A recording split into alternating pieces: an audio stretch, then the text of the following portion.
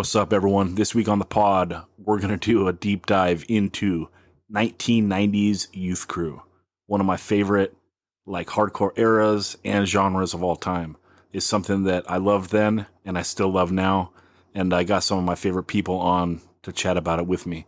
Now, one of those dudes is Posi-Chris, and his band, Change, is doing a virtual record release show on October 8th.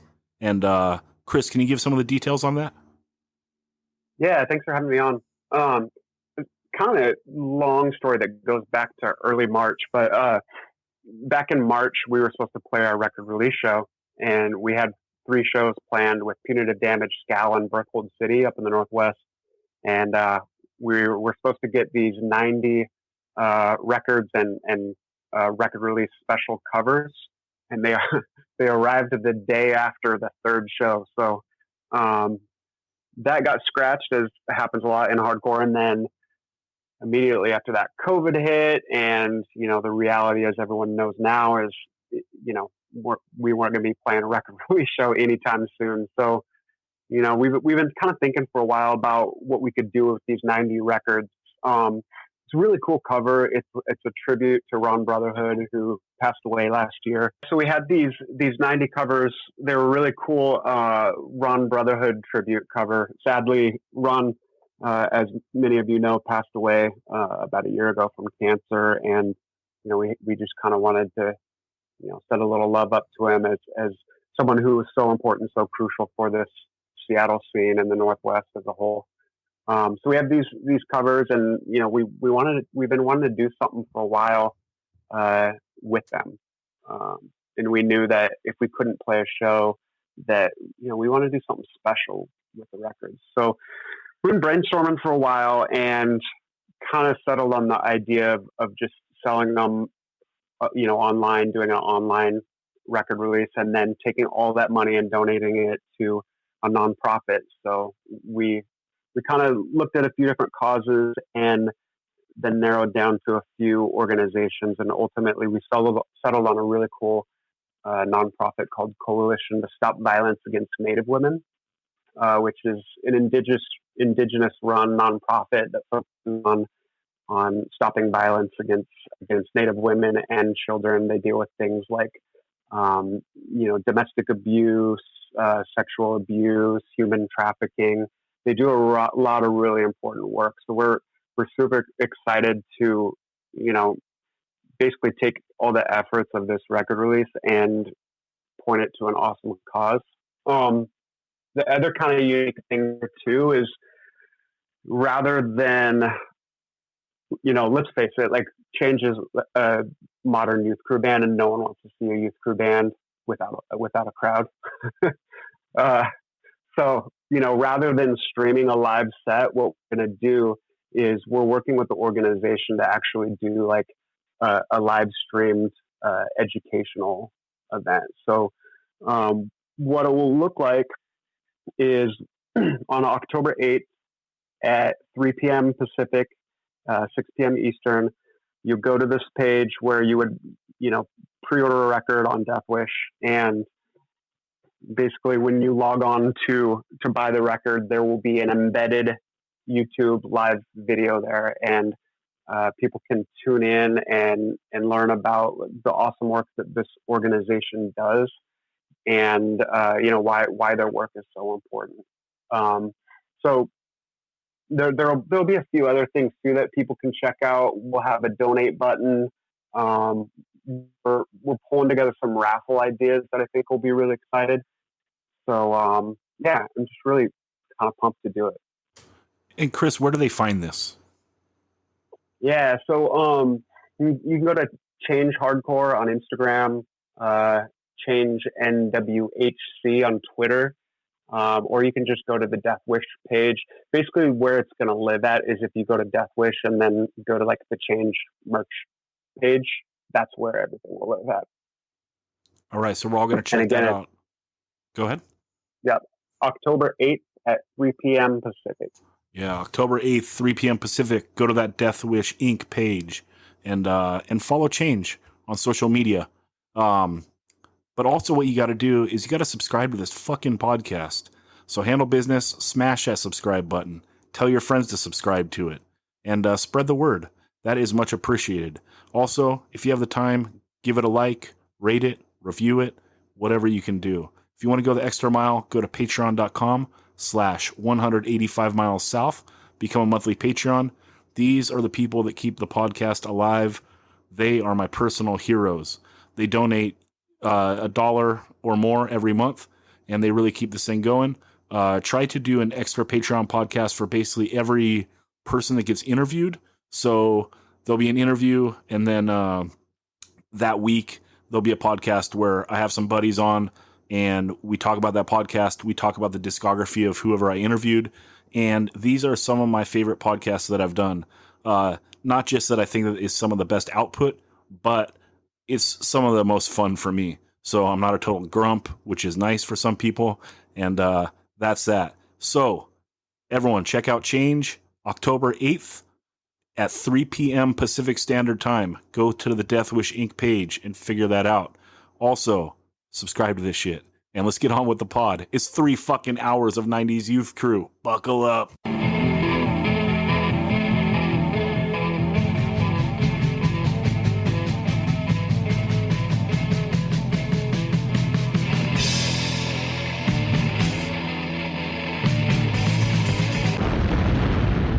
"185 Miles South", a hardcore punk rock podcast.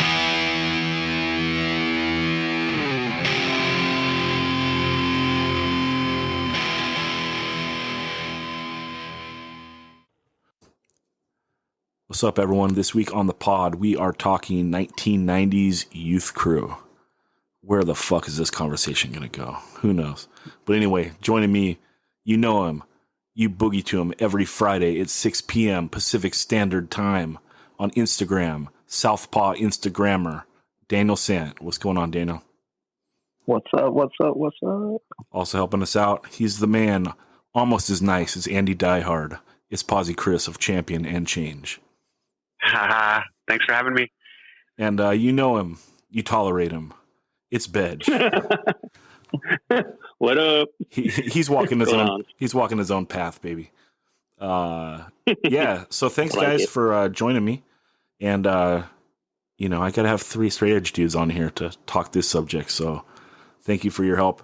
I do want to say we are going to try to focus on 90s Youth Crew that basically is tying their direct influence to like that classic Rev shit, right? So it's like they're drawing influence of Bold, Youth Today, Chain of Strength, like that ilk. So we're not going to talk about Ignite, like who was, you know, maybe my favorite band of the 90s, or Powerhouse. Like these bands, they were doing like straightforward hardcore, but we can say that like maybe Ignite was, they were drawn from a sound like pre-Youth Crew, right? Like they're more Uniform Choice than they are Chain of Strength. You know, and Powerhouse is more like maybe pulling from like that early Sick of It All than they are pulling from like Bold, right? So we're leaning Youth Crew. So yeah, that's that. Daniel, you described it in a certain way, right? Like we're talking about Youth Crew, not the bands that were like fighting back like the giant metal curtain or something.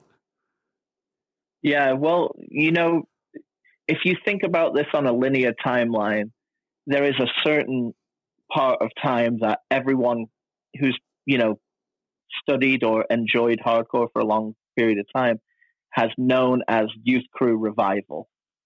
And what we're doing is we're not tapping onto the bands that were doing their own thing against the popularity of metal. You know, like they were like forging their own paths, following the Sick of It Alls, etc., like the Ensigns and things like that. But we're not talking about the bands that we are going to try and get into, the bands that aesthetically, like looks wise, everything, artwork, sound, really brought back a period that was only probably like 6 years before this happening, but pre-internet, 6 years felt like 25 years, because literally you were just learning stories of shows and records and things that you may not have been able to get your hands on from the elders in your scene, telling you, oh, when Judge and Youth of Today came through, oh my God, you should have been, you know, those were the gems that you were picking up if you got into hardcore like myself in 1992.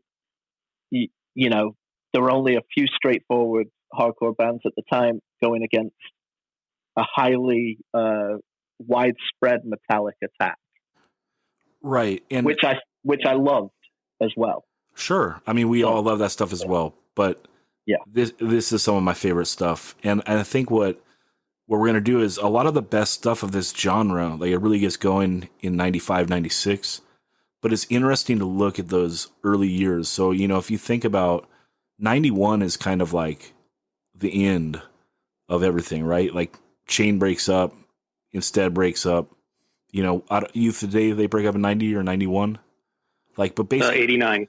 One of their million breakups. Okay. But anyway, the point is like all those like crucial tempo bands are basically gone. And like this sound is, a hardcore sound is changing. Like I think Bedge, you said it perfectly on a recent pod that we did when we were mentioning Billingsgate, and you're like, here's a band that has like no metal anywhere, like in the influence of the sound, and it's still like creeping into that LP. Like just the early 90s, like it's there. Integrity changes everything, right, Daniel? Yeah, I mean, it's like a atom bomb across hardcore, Yeah, because they're still championing, the youth crew bands and the youth crew like mentality, but they are bringing an evil metallic attack to hardcore that is highly influential. Sure. So just before we get started here, before we jump into 91, Chris, do you have anything you want to say before we start trudging through this exercise? Nah, let's do it. All right. Bedge, you got anything?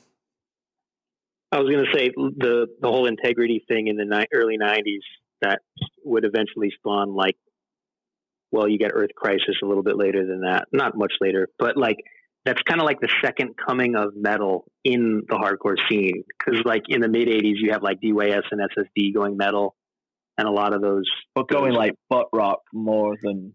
Yeah. But you also have COC going and DRI going thrash metal. Yeah. So there's really three strains of metal infiltrating hardcore. Hardcore is just getting pummeled. And I think of the hardcore scene as an Olympic-sized swimming pool with 4 lanes. And at Youth Crew's peak in the 90s, it's probably taking up 1 lane of that 4-lane swimming pool max. You know what I mean? It's still vast majority metallic hardcore dominated. Just the hardcore scene as a whole. A lot of crossover.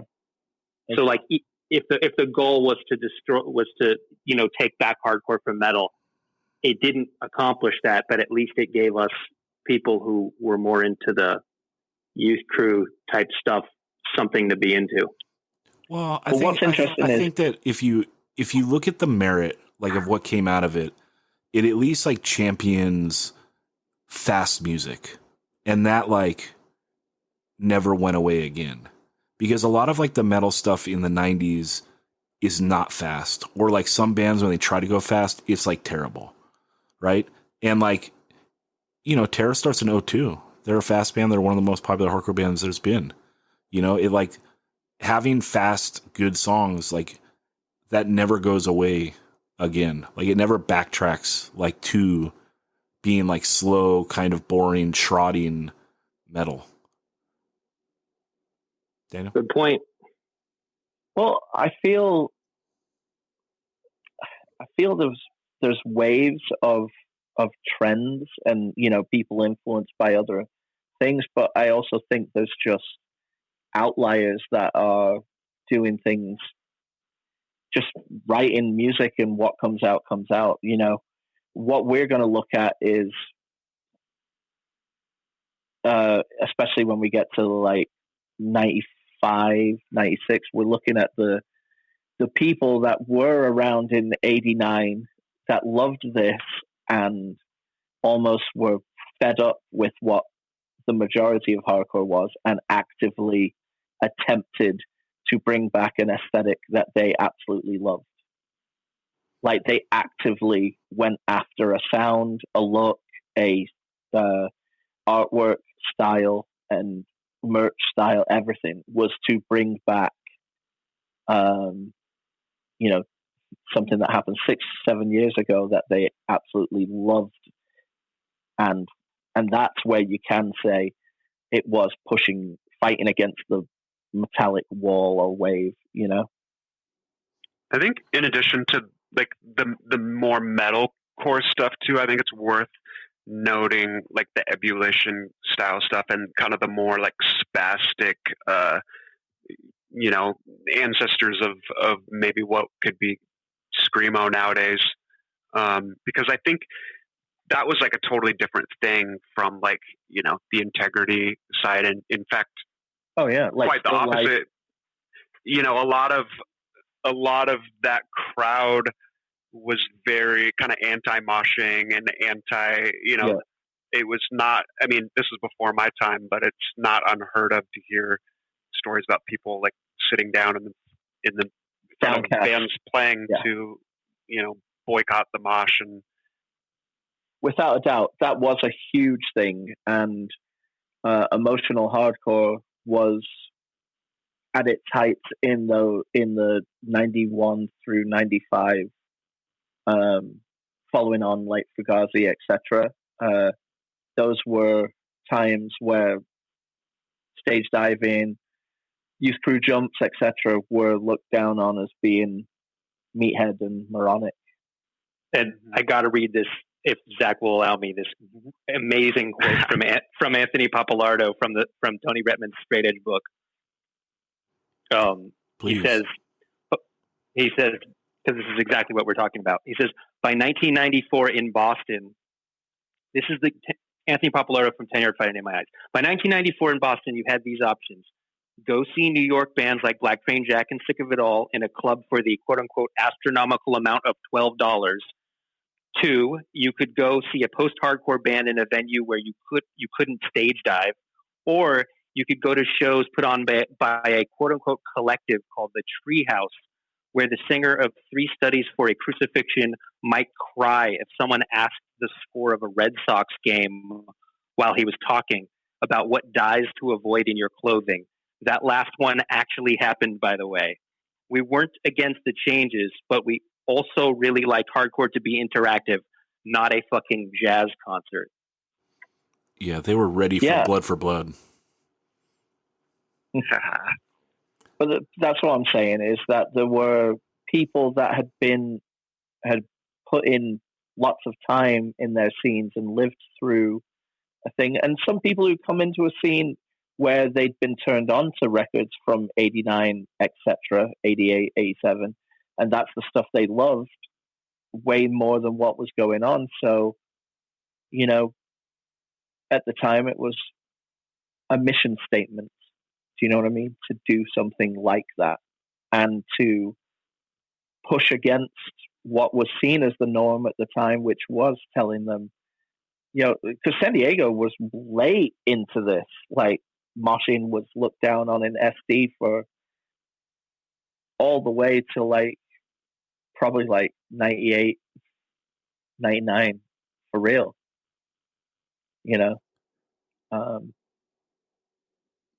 So, I mean, upfront sing-along, stage dives and stuff were fine, but like when people started really, really moshing hard, it was like, that doesn't belong here. It was weird, Shout out Forced Life. Okay, let's go to let's go to 1991. I picked 3 notable 7-inches that come out this year: the Mouthpiece self-titled 7-inch, the Battery self-titled 7-inch. I should say the Mouthpiece on New Age, the Battery self-titled 7-inch on Deadlock, and the Onward 7-inch on Crucial Response. Also this year, you have the Manlifting Banner, the Myth of Freedom 7-inch, also on Crucial Response. I don't think they fall as much into the Youth Crew stuff. Maybe a little more, I hate to say like Dag Nasty-ish, but maybe a little more like influence of that shit, that stuff, which we love. But anyway, this Battery 7-inch fucking rips. I ride for Until the End. It's one of my favorite albums of all time. But revisiting this thing, I was like, oh my God, how are they out the gate so fucking good? The Mouthpiece 7-inch is pretty legendary. They get a lot of accolades for being like one of the only bands of this time, like keeping the sound alive and playing shows and so forth. So I think it's notable in that aspect. The Onward I'd never even heard before, and it was pretty fucking good. And I don't know anything about that band, so I apologize I can't speak on them. But it is 91, it's in this style, and it's pretty rad. It's Crucial Response, which is like one of the most crucial labels of the late 90s as well. Bedge, let's go to you. What's your opinion on this stuff in 1991? I just recently heard an interview with Brian McTernan from Battery, and he talked about how he was 13 years old and he would just hang out with those guys and they couldn't get someone to sing on the record. Like, I can't remember if the singer didn't show up or they just couldn't find a singer. And the engineer was just like, you sing on this, because Brian had written words to the stuff. And they didn't take him seriously. He was just this 13-year-old kid who was hanging out with them when they practiced. And he would just sing covers, like just for fun at the end of their band practice. And so when they're in the studio, he lays down vocals as like kind of scratch vocals, like until we find a real singer. And then they were just like, fuck it, this sounds really good, let's put it out. So Brian's like a year and a half older than I am, which just trips me out. He was like 13 when he recorded this.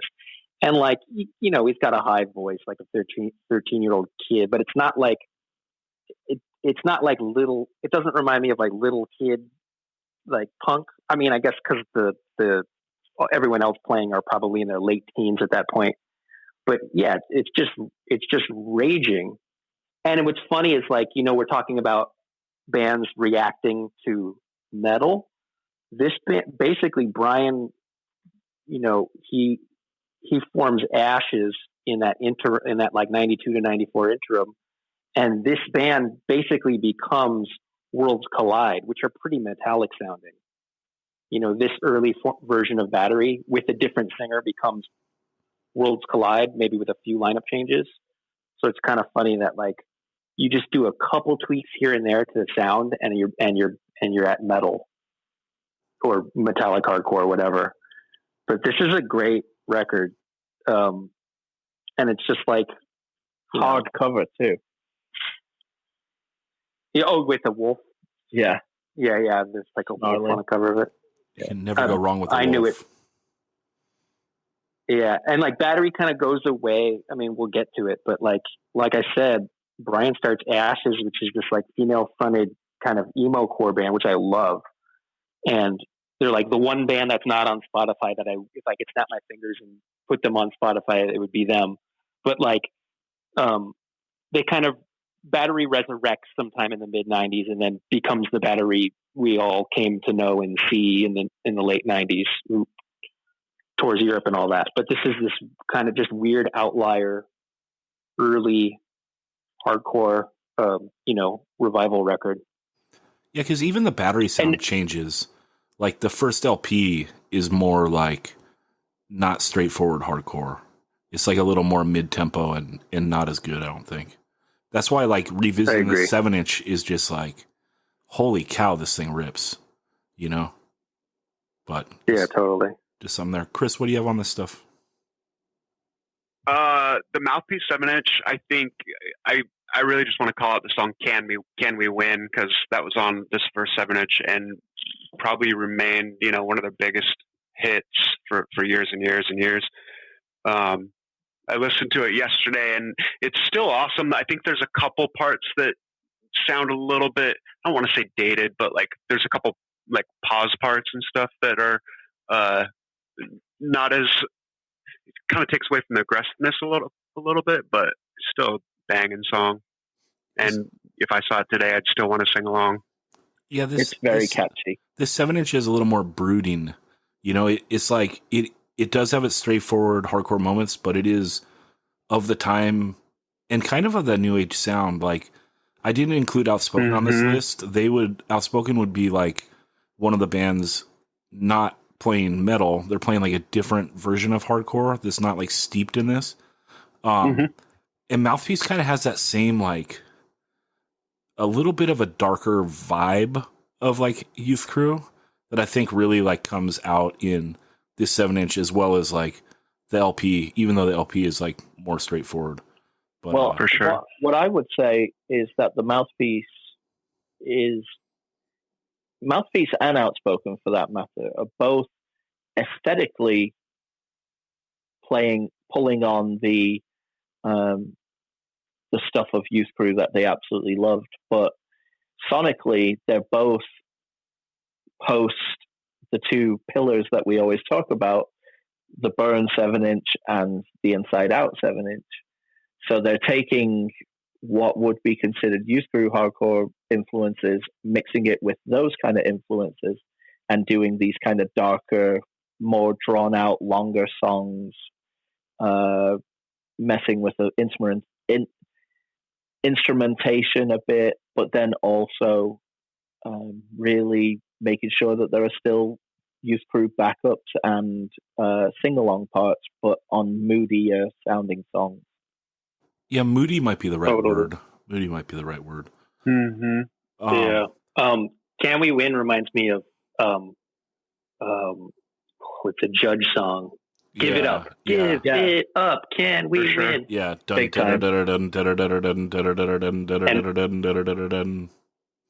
And Frame reminds me of Just How Much by Chain of Strength, because it's got the same chord progression at the beginning of the song. And Tim describes Mouthpiece as kind of like, I think Chain of Strength is what they were going for more than anything. And it's like a simplified, slowed down version of Chain of Strength. Like the drumming is more rudimentary. And I think that's the biggest, musically speaking, the biggest criticism of Mouthpiece is the drumming, because it's kind of like a cheat beat. But I don't know why. And Battery, maybe not on the first 7-inch, but Battery, like by the first LP, they do a cheat beat too. And I love the Mouthpiece cheat beat, but the Battery cheat beat annoys it. Like it irks me because it sounds like he's playing the beat backwards. You know, it's like bass drum, snare, bass drum, but then you kind of like start hearing it with the snare first, and it's like, whoa, is this going backwards? But I always love Jason Jammer's, like, it's like a ultra simplified Youth Crew beat. Well, the Mouthpiece one is weird, right? Because, yeah, they do draw so much off Chain of Strength, and, you know, Chain of Strength has arguably, like, the greatest drummer in hardcore history on those 7-inches, you know? And Mouthpiece might have the worst drummer. You know, like, their cheat beat is pretty rough. Like, it's not like... we'll get to the worst drummer a little bit later. Okay.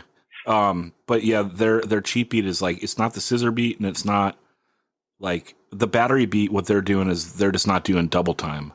So he's just doing like one on the hi-hat. But he's still doing like that straight normal do-dat, do-dat. But it's just not double time on the hi-hat. But the Mouthpiece cheat is a little rough.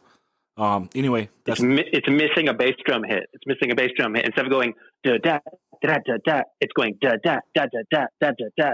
It's missing, you know, one of those right foot pedal hits on each measure. And I think he's still doing like the scissor beat on the hi-hat snare. Like he's not playing double time. Okay. Right. It's something, that's for sure. So that's 91, and that's really notable because I was only able to pluck 3. And everyone, you can email me and let me know what I left off, and I'll read them. But yeah, to 92. 92 is also pretty grim. Like this era is just, well, I mean, I wasn't able to pluck that much, and you're gonna see, because when we get like late in the 90s, there's a plethora of this stuff. So in 92, I pulled out the Upfront Changes 7-inch on Striving for Togetherness, the Spirit of Youth, the Abyss 7-inch on Crucial Response, the Manlifting Banner 10 inches that shook the world 10-inch on Crucial Response. And the only record that I think falls into this is that Spirit of Youth, the Abyss. And again, I'd never heard this. It's early 90s Euro hardcore, and I was pretty surprised by how awesome I thought this was. Pretty intense, and they do the style really well. Were you guys able to listen to this? Go ahead, Chris. Go ahead. Well, I was going to say, like, I wasn't even able to track this down. I went back and listened to some of their later stuff, like the split they did with One King Down. And, so I haven't heard this Abyss 7-inch. I don't know what it sounds like, but like some of the later stuff, like that split with One King Down, is a lot more metal influence, which is kind of interesting. I mean, it's still hardcore. It's still, it's still got fast parts, but it's, I think it has more in common with a band like One King Down than a band like, Youth of Today. Got you. Bedge or Daniel, were you able to track this down? No, I just remember hearing it back then, and liking it at the time. It was on a mix of, I had something like seven inches on one 2-sided tape that I had, but I didn't have it like that year. I had it, in like 95, having some of that Euro stuff all on one tape. Yeah, Crucial Response, they have a Bandcamp page set up, and a lot of these 7-inches that are kind of hard to find, they'll have like a song from it. So it's pretty cool. Everyone should go check that out. Yeah. Anything else on this stuff from 92, guys? Or should we move on to 93? I wanted to talk a little about Europe in general. We got more like of that to come. Like some of the ones where it's very much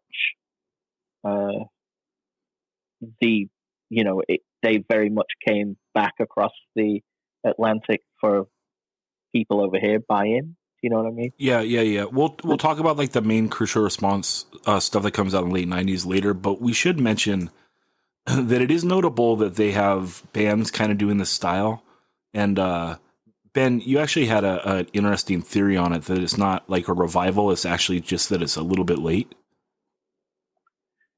Yeah, and I brushed up on the European straight edge chapter in that Tony Bettman book, and basically what it says is like there was a straight edge scene in Europe before Youth of Today gets there in early '89, but it's few and far between. It's really spread out, and Belgium is the only country that has like a strong pre-existing straight edge scene, and then Youth of Today gets there in early '89, and it's like it explodes the way it explodes in the U.S. when Youth of Today tours the country in early '86.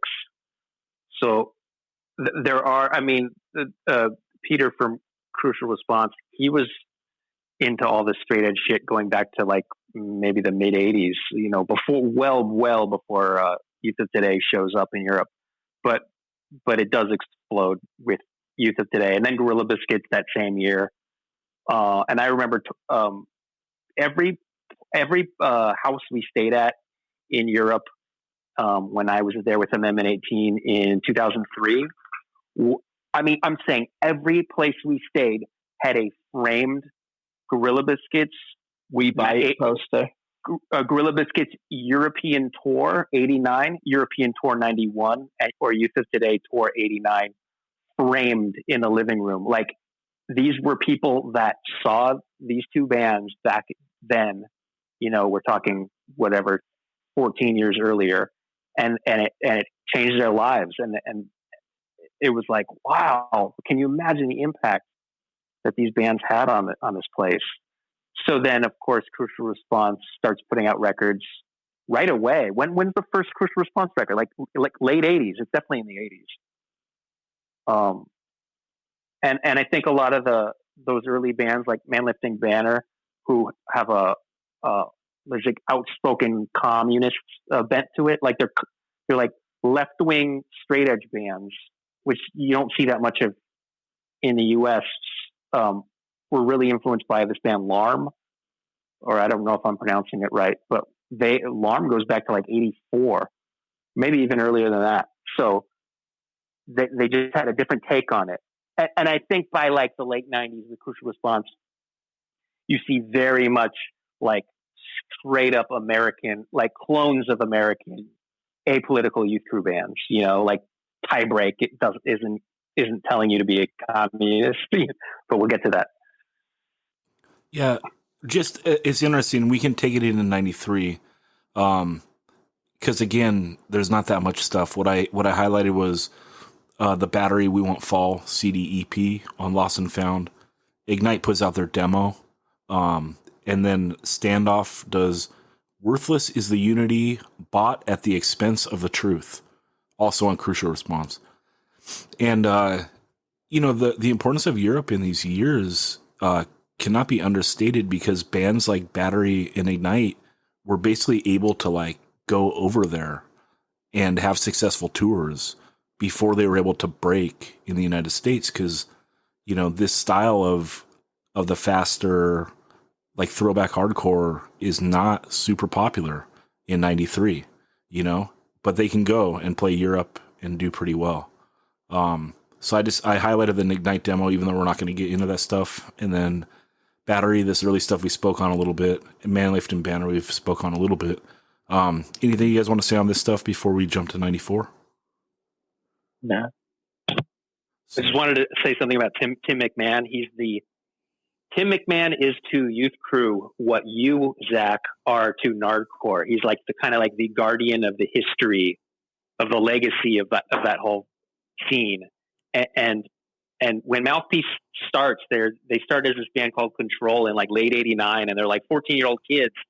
And so they're not really intentionally trying to bring back a dead genre. They're just trying to play the dominant genre. And then finally, when they're good enough to like play shows and like put out a 7-inch, they witness the scene around them collapse. Like it's just like bad timing on their part. So they and then they decide, we're not going to change. This is the kind of music we want to play anyway. And then they sort of become the de facto, guardians of that whole, rev sound through this like really lean period of the early '90s. We got to say that would be episode 1, the legend Joe Rivas, not me, Bedge. But I appreciate the sentiment. Well, Joe Rivas has the knowledge, but you are setting up the ability for people to hear about these things through this pod. And I understand what Ben's saying, whereas like Double Cross fanzine / website, lovingly done by Tim, and and that whole aesthetic that lives within those dudes, like they have curated and loved this forever and have made sure it never died out. For sure. And then here in '94, and really aesthetically too. Yeah, in '94 we get Mouthpieces, the big boy, the What Was Said LP, New Age Records, and also there's some other stuff as well. So we have Half Mast putting out 2 7-inches, the Influence 7-inch and the Together 7-inch, both on third-party records. Cornerstone does their demo, the Truth Hurts demo, Happened Yesterday Records. The Fast Break demo, if this year isn't wrong, because that just seems so early, but we got the Fast Break demo, the Youth Pride demo on Standard Ground Records. Battery, Let the Past Go, CD EP, Lost and Found. Up Front does the What Fire Does 7-inch, Smorgasbord. Ignite, they do 2 7-inches, the In My Time 7-inch on Lost and Found. That's the first one with Zoli, so that one came after this one, which is the Where They Talk 7-inch, self-released on their Ringside Records. So yeah, '94, again, this is like Battery and Ignite are doing their stuff. They're playing Europe. Ignite's playing good tours right away over there, finding success. And without some of that, I wonder if they would have lasted long enough, for a Zach in 1996 to like discover them and really get into this music. So like maybe that's some of the importance of Europe. Like if Ignite comes out in '93, '94 and they're just playing decent shows across the United States, like, do they last? Do they get to like the next level? Who knows? I think Battery's touring Europe with Unbroken. Oh yeah, yeah, that's true. Because Life, Love, Regret also comes out in '94. Yep. Another thing that's worth calling out about like some of these European labels is not only did bands like Battery and Ignite and those types of bands were they able to have a place to tour in Europe, but like some of these labels Crucial Response, Lost and Found, like Commitment Records a little bit later on. Like a lot of these European labels actually had somehow better distribution across the States than a lot of US labels even did. So like, up in Seattle, I was able to get, whatever Crucial Response record I wanted, whatever, Commitment Records band I wanted to get. Like there's just scores of it. And, that kind of helped me feed like this appetite for fast hardcore. And then with Lost and Found, I mean, one of the early records that I got was the Ignite In My Time. I think it was In My Time CD EP that Lost and Found put out. And Chris, you know who Commitment and Crucial Response's U.S. distributor was? This is kind of ironic. It was Ebullition. So like this label, Ebullition was known for this, all this, a lot of the stuff that these bands were kind of a reaction. Well, the U.S. version of these bands were it was a reaction to, but Kent was the guy who had those records. Being distributed in the U.S. What I can say about those bands or those labels that I think the whole thing about DIY in Europe is it was much more organized. And touching on what you were saying about, politically driven European bands, I mean, the squats and the spaces that lots of these shows were happening in all across Europe were all politically driven, Che Cafe-esque places that labels and stuff were sprouting up out of. And it was like almost like political action to get this kind of stuff out. And I think that's why those things were so well planned and not really sat on, whereas like some of their contemporaries in America were a bit more lazy and didn't quite dot all the I's and cross all the T's, Well, also America is huge, right? Yeah. Like it's hard to tour because it's so fucking big. And like my mind has been blown, interviewing like Andrew Klein and Mike Hartsfield, like with them talking about like, oh yeah, we drove to the East Coast to play 4 shows and then drove home.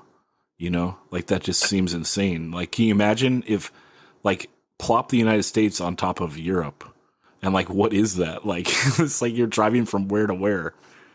It's totally insane. Driving to Russia.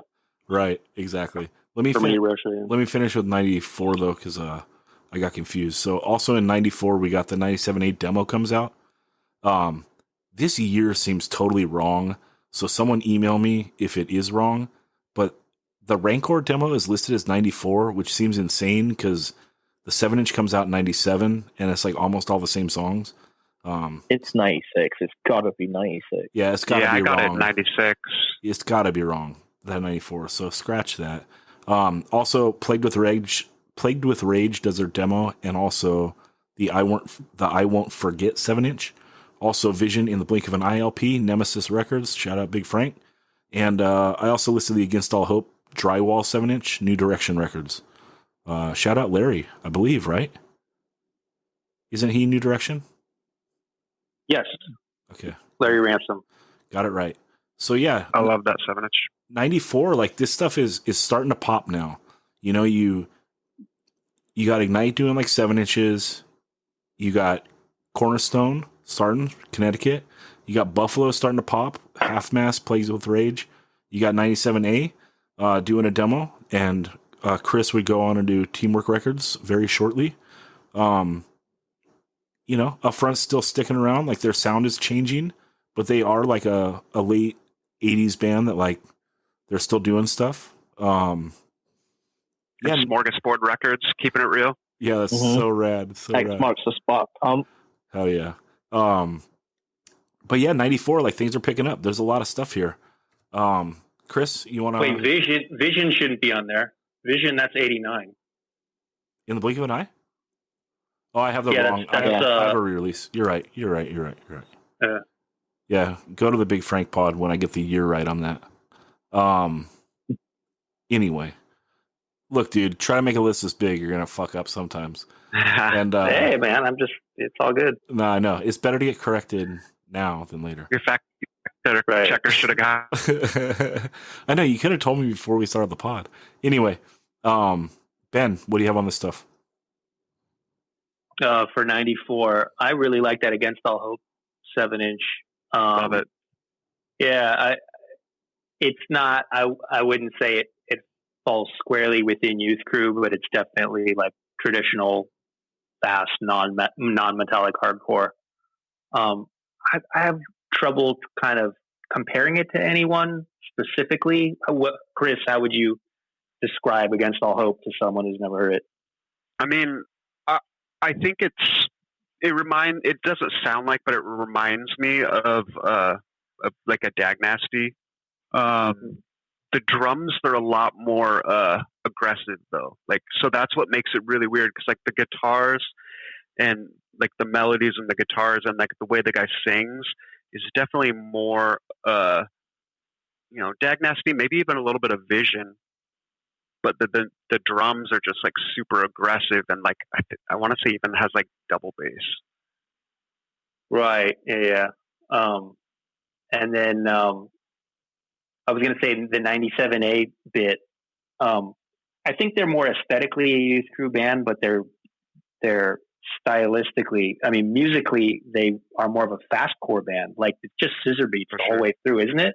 They don't have like mosh parts or mid-tempo songs or anything. It's just digga digga digga digga digga the whole way through, like every song. Am I right? Yeah, it's like raging fast hardcore. I mean, they have like breakdowns. Well, I mean, yeah, they have breakdowns on the 7-inch and LP, right? I don't know about this demo, but it's more so notable because it's Chris from he's doing Teamwork, right? Yeah, he does Teamwork Records, which is kind of weird if you think about it. Like his own band doesn't sound like that, but he's putting all his eggs in that Youth Crew basket. You know, you would think he would put out more bands that sound like that scissor beat fastcore stuff that 97A is. Yeah, but he probably doesn't want to have bands that are better than his. Oh, hey-o. So no, I mean, so it's like if he's in that lane, like, oh, they're the fast band on the label, like they're not getting like mopped up by like some Deep Six shit, I mean, I'm sure really just fast hardcore in general across the board, as we've discussed, beyond just the Youth Crew stuff, like fast hardcore is, it's not a huge thing at this time. So I'm sure there was a kinship with anyone that played, like more traditional hardcore, whether it be, influenced by Born Against or by Youth of Today. Yeah, another really big band that has nothing to do with like the Youth Crew straight edge scene that's playing super fast hardcore all throughout this time period is Los Crudos. So, I mean, that's happening and they're influencing a lot of people in their own respective scene. But 97A definitely sound more like Crudos than they do Youth of Today. Yeah, but they also sound like SSD to an extent as well, though. The faster parts of the first SSD album, maybe. Yeah. And then it's Third Party Records, which is the Singer of Half Mast label. They had a straight edge band only policy, and I only know of one other record label, which is Commitment Records from Europe, that you had to be a straight edge band in order to be on those two record labels, which is just like sounds good. Now that's putting your foot down. Woo. Yeah, and what do you do with all that back stock when like inevitably the bass player breaks edge 3 months later? Yeah, good question. You just have to be straight edge like at the time of the recording, or like what if you've broke edge by like the time you get the records from the plant? I don't know. Ask Chain. All good questions. Oh, Chain. Yeah, I don't think I think those guys. I'm kidding. Okay. I'm kidding. Frosty, I can almost see Frosty's house from my window right now because he lives in my neighborhood, and it's like, nah, I've got my boys back. Well, he was always my favorite member just because he only drinks when he's thirsty. But Ryan Hoffman was so nice. Ryan Hoffman was so nice on the pod that now I'm on Team Hoffman on that chain train. But I'm Team Bram. Hell yeah. And Chris is Team Kurt because he loves his politics.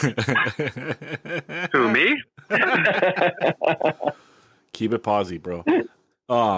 Yeah, 94 to 6. I think that the half-mast together 7-inch is a rager. And it's crazy because, they're both 94, and I think that together 7-inch is significantly better than the Influence 7-inch. It just is faster and more raging. But I do think that of this year, the notable is that the Mouthpiece LP. This is a pretty timeless hardcore record, and regardless of your opinion about it, it is like a tentpole hardcore record of an extremely influential band. And this is one of those great tentpole 90s new age hardcore records. I like it. I still have it. Do you guys all have it? Mm-hmm. Hell yeah. See, 4 for 4, dude. Shit. Yeah, it's sick. I think it's a little boring, but I still love it for what it is. Dude, when he starts yelling what remains, you're fucking fired up. What? Oh yeah. Remain more than words. Like, great fucking voice. And it's almost like that exclusively, I think, that gets the chain comparison. Because he is that part of that song, he's fucking belting.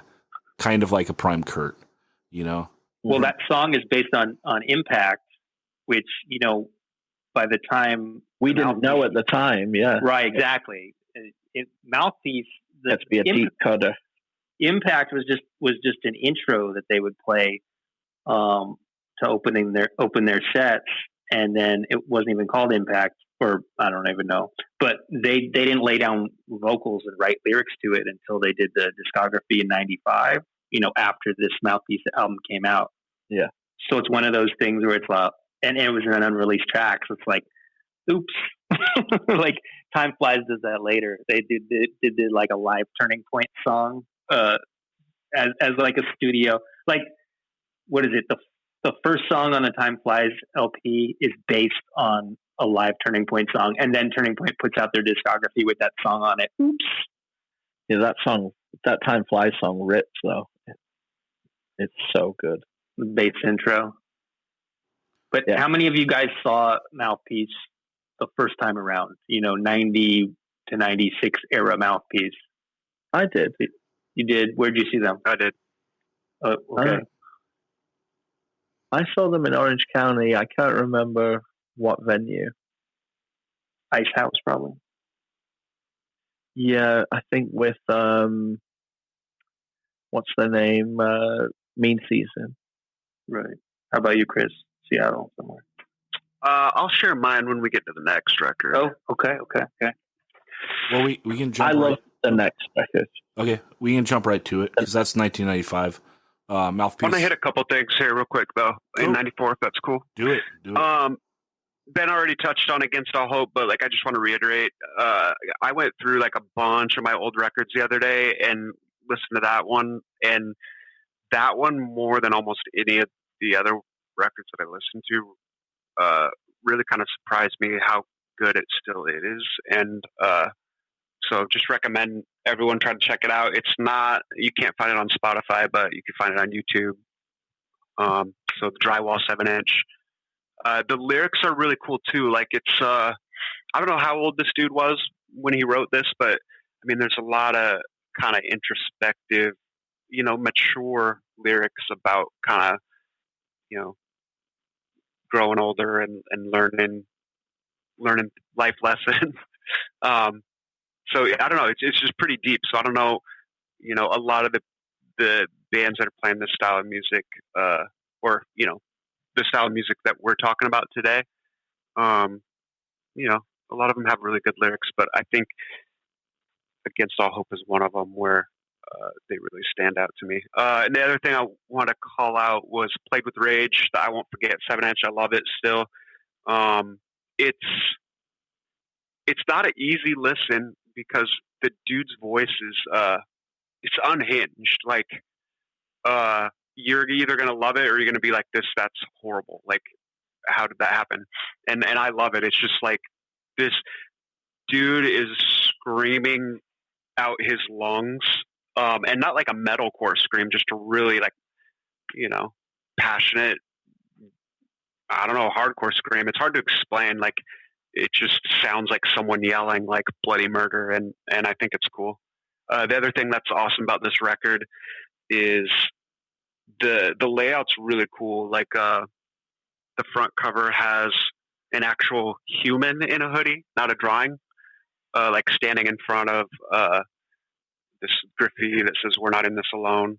And then there's a bunch of really cool live shots in the layout. Like, when I got this 7-inch, I spent a lot of time kind of like studying like the pictures of the jumps that these dudes were doing. And, I'd be lying if I said it didn't really kind of impact like what I brought to my performance when I play guitar. So. Yeah, I think that for this stuff, we can't shy away from the aesthetic of things like that. Like, this genre is shrouded in aesthetics. And it's part of the reason why we love this stuff, right? Like, I don't know, looking at a live photo of a dude jumping, like, that's always going to be sick. I love hardcore. Hell yeah. And so a dude jumping and playing guitar, that's fucking sick. Nothing wrong with it. Like, and I think that's this stuff, a lot of it is like timeless. I mean, we're talking about it now 25 years later. So yeah, to piggyback on what you're saying about aesthetics too, like, yes, those kind of vibes that it pulls from you, but someone like myself, like, I absolutely love looking at the sneakers being continued from those days, the X-Watch, the Crucial t-shirts, like all of that look that I dabble with a little bit, but not entirely, because I have influences from all over. Plus, Renaissance man. plus, fit youth crew people look a lot better than us big boy youth crew people. Yeah, but everyone looks good in a champion hoodie. Everyone looks good in a champion hoodie. But, true. But it's timeless in the way that, like, if I saw a record come out today and it's a dude in a hoodie in front of some "We're Not in This Alone" spray paint, I fucking take my money.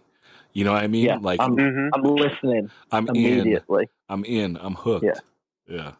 But I'm saying that, like, on the essence of, like, people who take the time to, and lots of people will find this cheesy. A lot of people will be like, "That's not punk."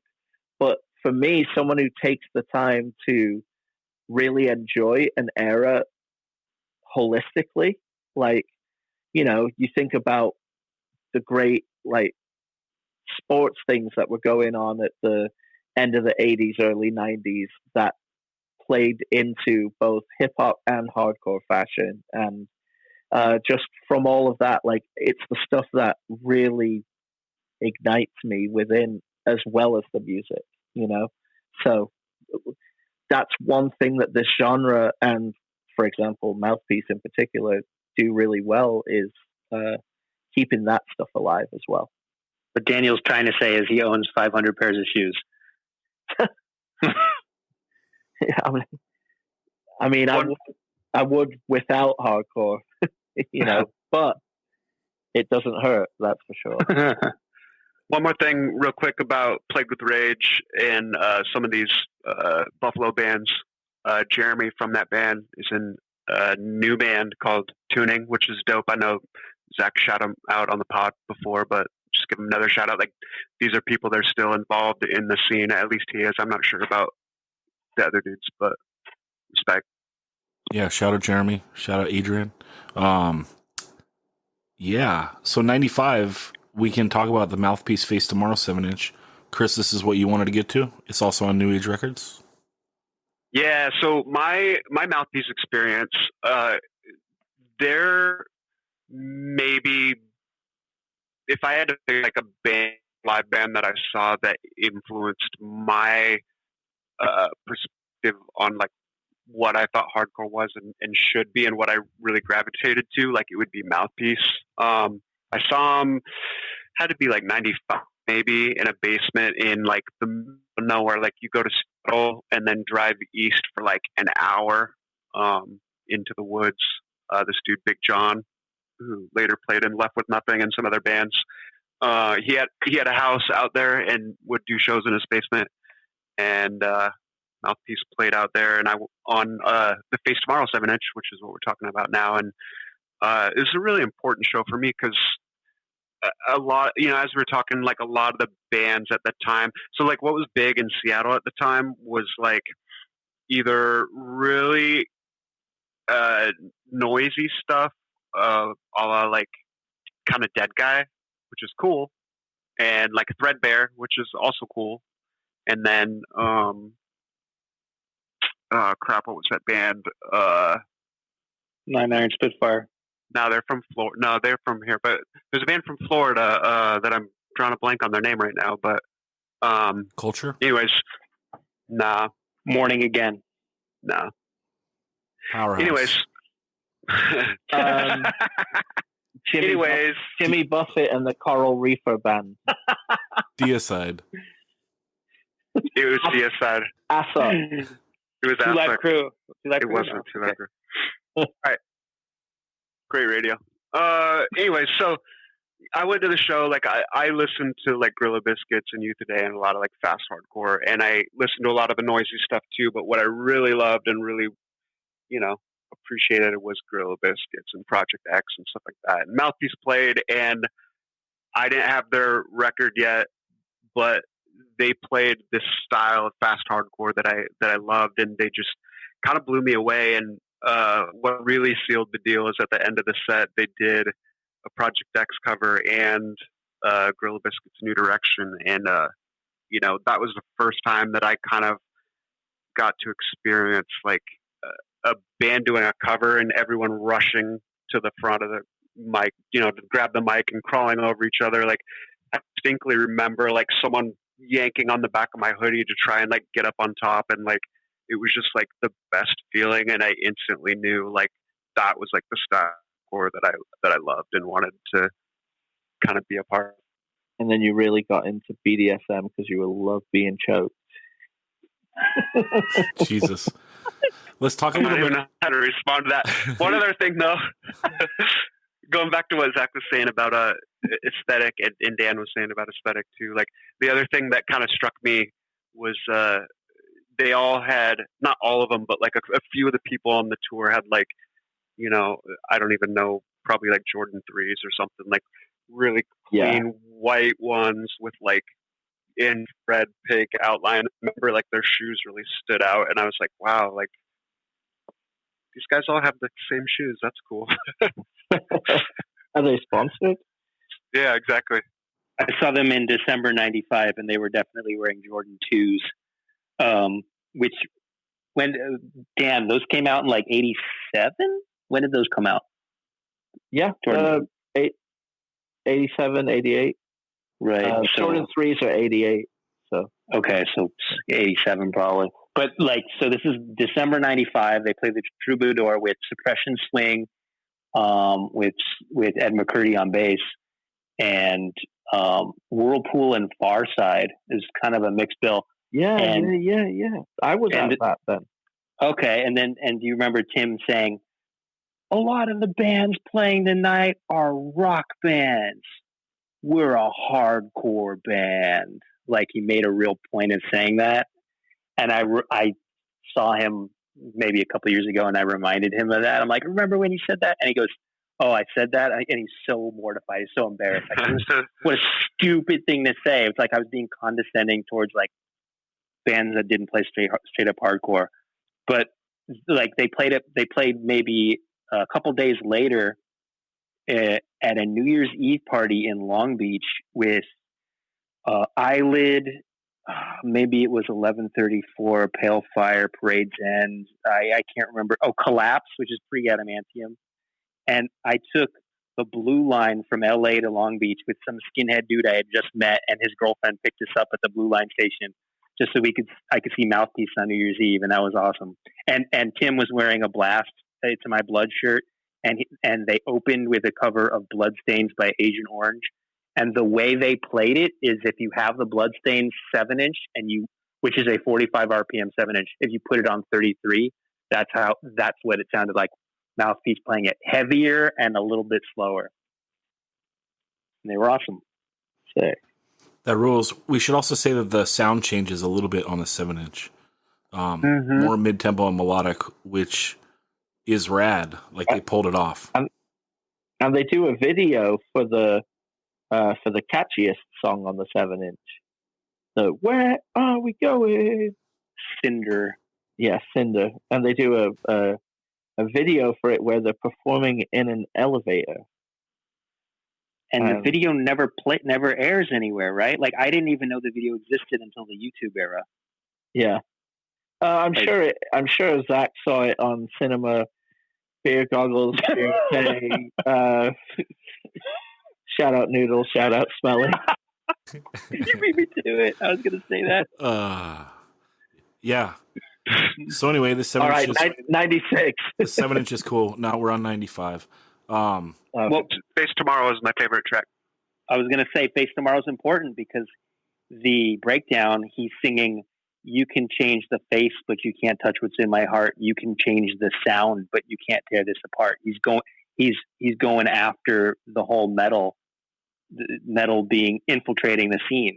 He's saying, you can't fuck with, the shit that's important to me, which is that kind of, late 80s Rev style shit, which is awesome because at the time I was gung ho. I was like completely on the same wavelength. I still am, as just like, fuck yeah, fuck. And the thing is about metal, it's like, if it was like 10 or 20% of the hardcore scene that was doing metal, like cool, like that, there's room for everyone here. But it was it just dominated fucking everything. It was like being smothered. And I don't know if even though like Zach said, the fast, after this whole second wave of Youth Crew, fast never goes out of style again, but still the metallic, didn't the metallic thing come back in the last 10 years in a really big way with like Trapped Under Ice and bands like that? I know that's slightly different, but like, isn't it? The mosh is huge now. The drop tuning in the mosh, which is awesome for me because like you can be mediocre in that style and I enjoy it. Like that's like the genre of hardcore where, in my opinion, you can get away with being mediocre and you're still good. Like just for my weird ass opinion, I still enjoy like that stuff, like a wide berth of it. Where like Youth Crew stuff, either you're good or you suck. Like, or you're boring. Yeah, it's like it's even worse than sucking. It's like you're so boring that I don't even care to say you suck. Yeah, you know what I mean. And it's also crazy because like, how are you boring when you're like fast and have breakdowns? Like this is like scientifically impossible, but you pulled it off. But too many bands pull it off. Yeah. Well, Chris in a group text described Plagued with Rage as, he says, I don't know if they were quote unquote good, but I liked them. And it's like this whole 90s Youth Crew thing. I think like half of it you could say just isn't good, like, which is like not a bad average. And then 40% of it is like, it's not quote unquote good, but I like it. And then 10% is actually good. I love the energy. It's all about the outing energy. people left, right, and center. Yeah, but that's also no. That's some of the best stuff though. Is like, people that are carving out like an actual like interesting path or sound and like taking a risk. Like, for instance, we'll get to it, but like the Atari 7-inch. Like, if you look at that as a piece of music, I would say is generally not great, but it's so interesting that they just went for it, like full, like, oh, we're going to go fast on every song and everything is going to be like super generic, like lyrically and sing along style. And we're going to, someone's going to be hitting an octave the entire time. Like that, like if you break it down, if you bring it to like hardcore science class, they're going to be like, dude, this is like a piece of shit. you know? But it is so rad because they like went for something. It sounds like nothing else on the planet. And so it's like, I still enjoy it to this day. Like that 7-inch is fucking awesome, you know? Atari is awesome. Yeah. Really I think awesome. you're giving them a lot of credit. It really does. I wouldn't say it sounds like nothing else on the planet. I'd say it sounds like very good Youth Crew, and very good meaning maybe not quote unquote good, but I like it. But you're right that there's two guitarists and one guy's playing the power chords and one guy's playing the octaves the entire way through. Yeah. It's like, this sounds sick. Like, I don't know, like he just heard Linoleum, you know? And it's like, what if we do Linoleum and Gorilla Biscuits in the same song on every song, you know? And it's like, it's fucking sick. But 95, go ahead. I was just gonna say, I think Gorilla Biscuits is probably a big one, and they were like, these melodic, really cool. Let's take that and let's do it even more than they do it. Yeah, that's what it is. It's like GB does it so tastefully, and it makes them like into a perfect band.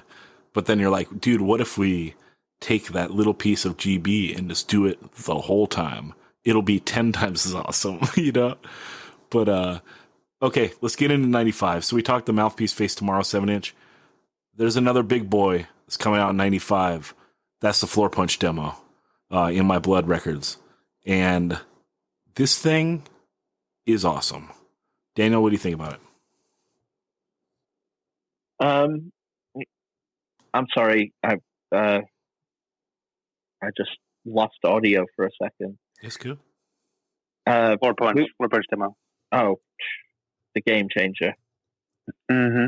This is the one where you can tell the people who were in this band have a vast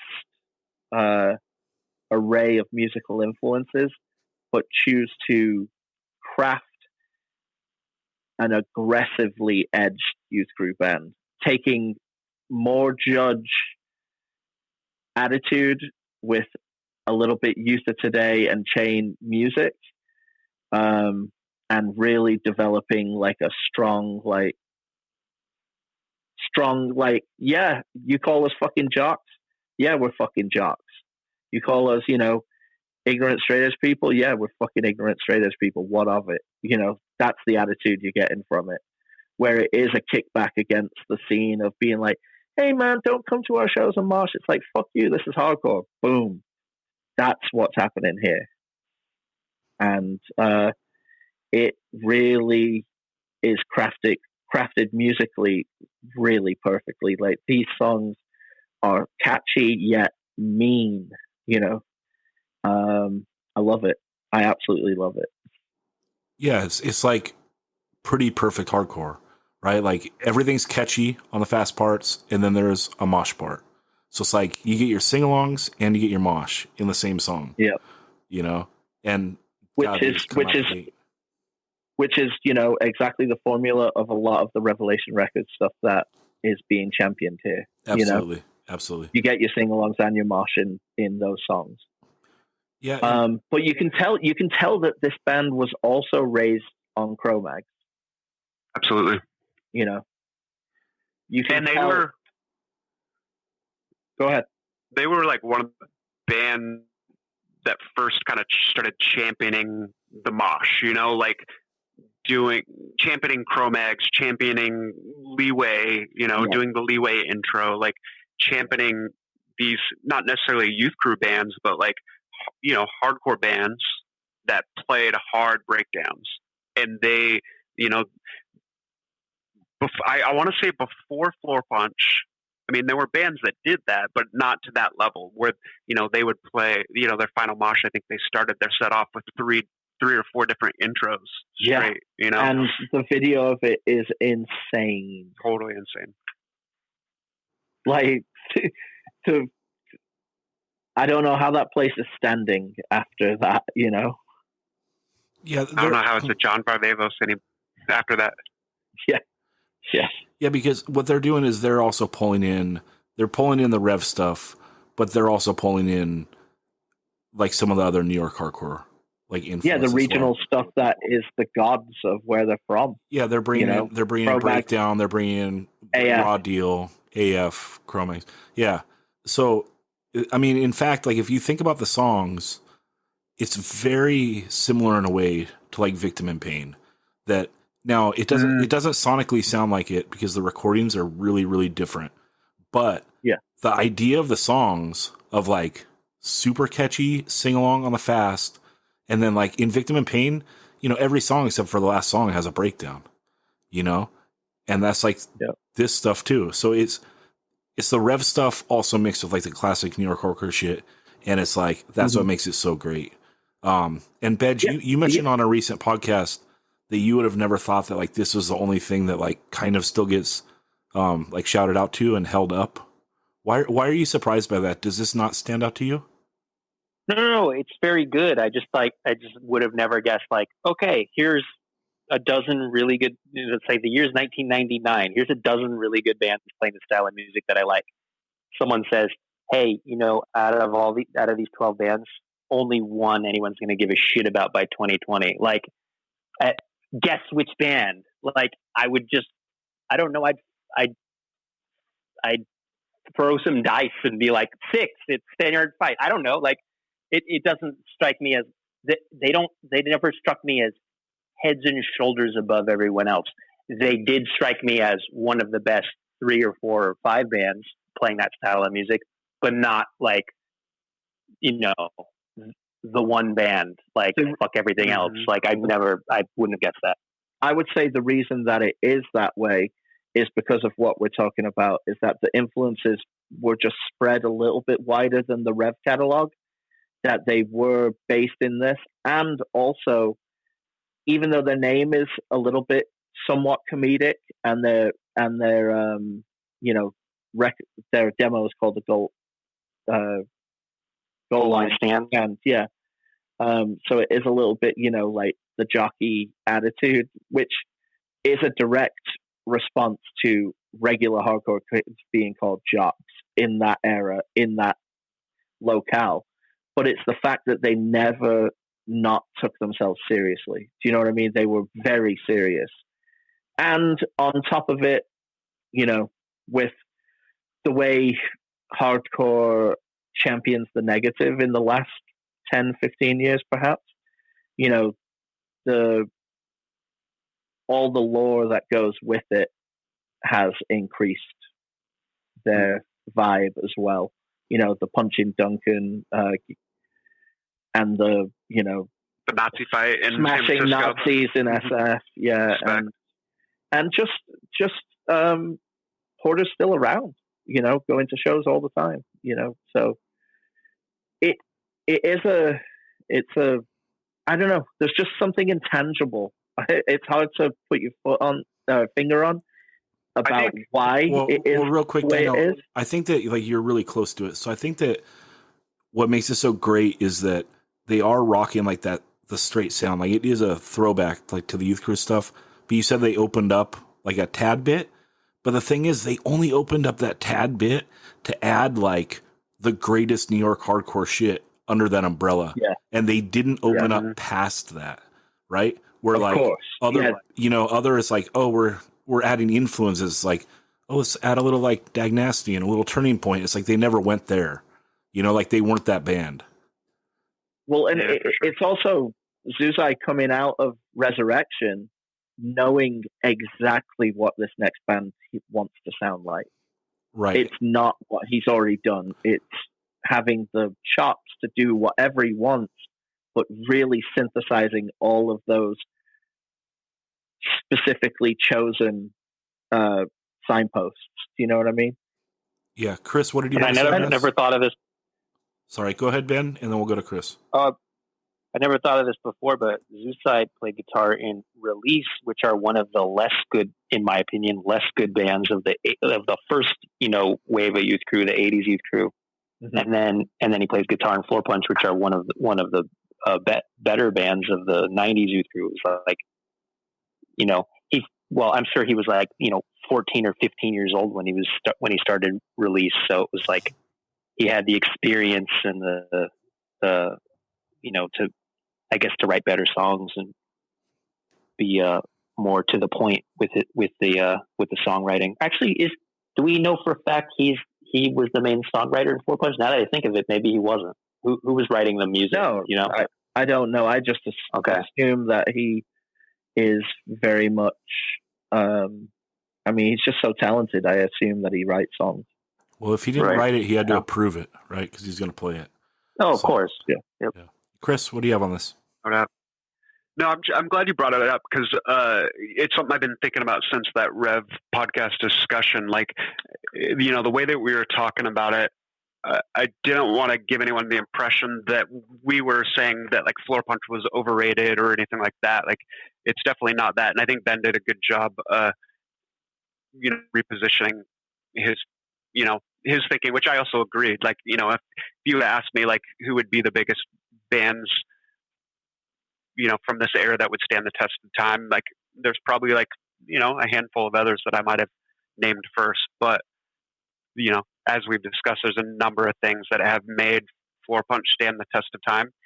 I think another thing that plays in their favor is, I'm going to compare them to a current band who they don't sound anything like, but Turnstile is a band that writes songs in a way that they know what to write that is going to make kids do the craziest things when they play live. Like sing-along parts or breakdowns. Like they just have this formula where like they write these songs and kids are going to come to their shows and their shows are going to be wild. And I think Floor Punch had that formula down where it was like, we're a fast hardcore band. We're going to play as fast as we can.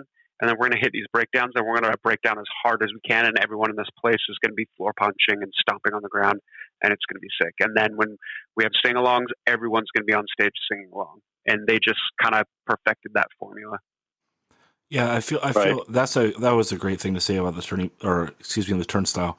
I feel the same way like listening to that new Rotting Out LP.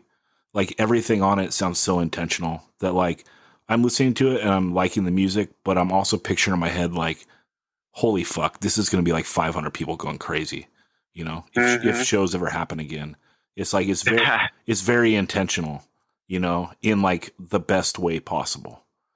Well, another thing that is kind of permeating the hardcore scene around this time that goes hand in hand with the approach of Floor Punch was the Hardware fanzine, which was, championing things from the Rev era to the original NYHC era, and really basically calling for hardcore to be hard again without it being metal. Do you know what I mean? So Floor Punch, there was like a zeitgeist of a feeling around the time for that happening, especially on the East Coast. It wasn't permeating the West Coast yet, but as soon as this demo started circulating around the West Coast, people were loving it as well. Yeah.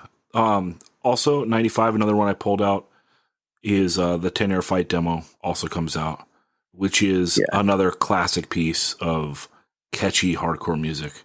And both Floor Punch and 10 Air Fight would do their 7 inches in 96. We'll get to them, but we should say, actually, let's talk about 10 Air Fight in 96, because I think that the 7 inch is the best piece of material they do. But yeah, their demo is notable. And let me just brush on some other quick things here. Well, don't you want to sing the entire song "Pit of Equality"? You're straight edge brothers in the pit together, singing straight edge anthems together.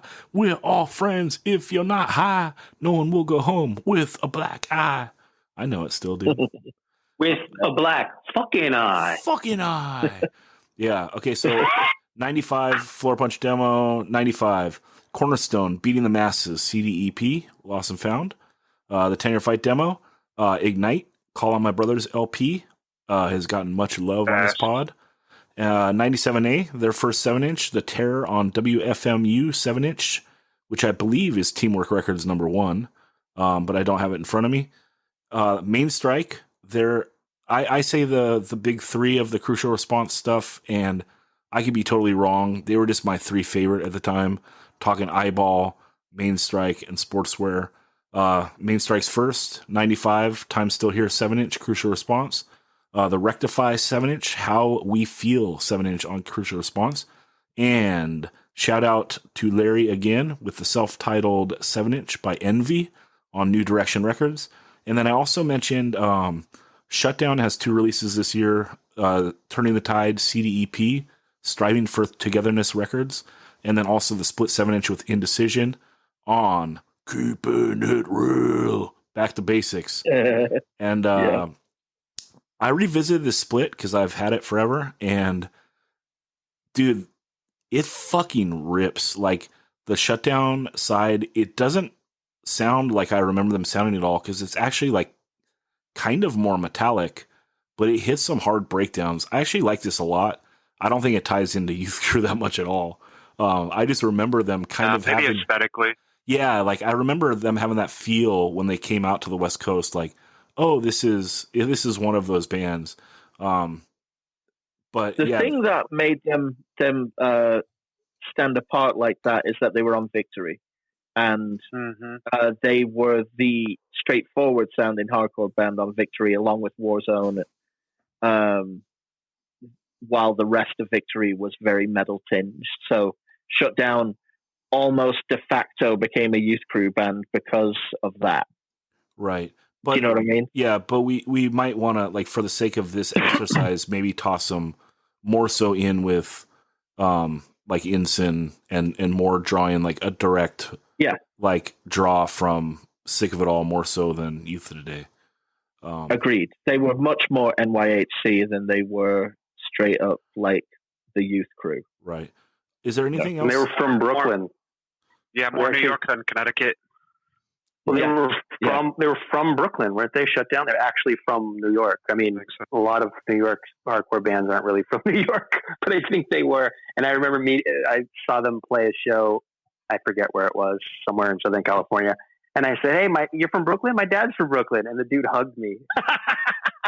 Yeah, that dude is so nice. That's cool. Was so nice. That's cool. Yeah, I'm sure he's still nice. You think? Yeah. Maybe. I haven't seen it. I haven't met him in 20 years, 25 years. yeah, I know. Anything else you guys want to say on 95 before we move into 96? All right. 95, the Unbroken final 7-inch came out, and it was All Was Right with the World, which has nothing to do with Youth Crew. Super Youth Crew. All right, 96 dudes. So 96 gives us what we were talking about before: Floor Punch, Division 1 Champ 7-inch, In My Blood Records. Also, 10-Yard Fight, Hardcore Pride 7-inch, Big Wheel Recreation. Fast Break, they do 2 7-inches. The Don't Stop Trying 7-inch on Third Party. And the Where It Lies 7-inch on Stand Hard Records. And I remember that one being like hard to get. Like, Don't Stop Trying was super easy to get. And I had it. And I don't think I ever heard Where It Lies. But I would always hear people saying, like, oh, that's the best one. It's like, okay, well, can't find it, you know? Fuck. Yep. I looked for years for that record, and I still to this day have not found it. Yeah. I think I had it. Oh, hook up Bedge. Yeah, I'll look up. Actually, one of you guys look up on Discogs, see what the price is. 96, we get the it's probably gone way down after the last LP. Yeah. Oh, yeah. Jesus. 96 has a bunch. Let me just rapid fire all this stuff, and then we're going to go back because I pulled out some that are crucial. Okay. Battery Until the End LP. Sick. Ignite, Past Our Means, 12-inch. 97A does the first proper studio 7-inch, Better Off Dead.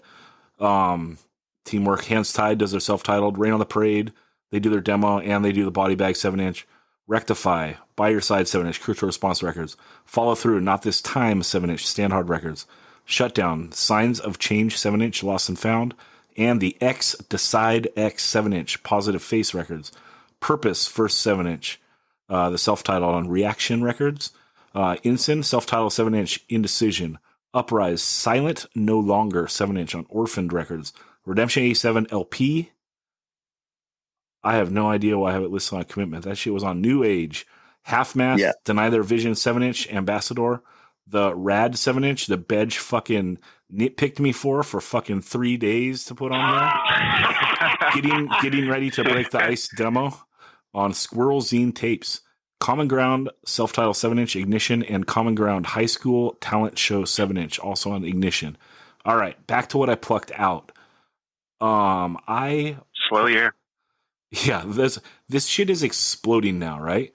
So Floor Punch 7-inch, we brushed on Floor Punch. This thing is maybe the GOAT of the era.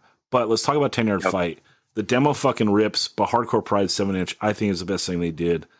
This is like, for the era, as catchy and awesome as it gets. And like, where Floor Punch is basically hitting on more so just 2 tempos. They're doing fast and then mosh. 10-Yard Fight is actually hitting on a few more tempos, which is kind of cool and adds to some of the catchiness of the music. What do you guys think about this? Daniel, let's go to you first. It's very catchy. The way that he delivers over the kind of buildy breaks, the sing-alongs really, really build up like super awesome. And they're very unifying, you know? The one thing I'd say about it is the one thing that probably doesn't hold up, even though it was by far my favorite song on the 7-inch when it first came out, is Proud to Be Straight. Nowadays, you have a song called that. It's very, very much being questioned. But you know what it banger. is. Oh, of course. It's for you. But this whole this is where they kind of shook off a bit of the jokey football side of things and literally said, okay, we're going to be like a full-on hardcore band. Like, we want to do this with some modicum of seriousness, you know? And Holding On, what a track. God, it's really great. And it sounds great. It's recorded awesome. And Wrench's voice is probably the best it ever was on the 7-inch. Yeah, like Holding On, what a track. What about every other track? This thing is a fucking banger, dude. Pride is forever. Forever. Yeah. Ugh. You know, the title track. Hardcore Pride. Yeah. Love it. Love it. Love it. Love it. Chris, what do you got on this?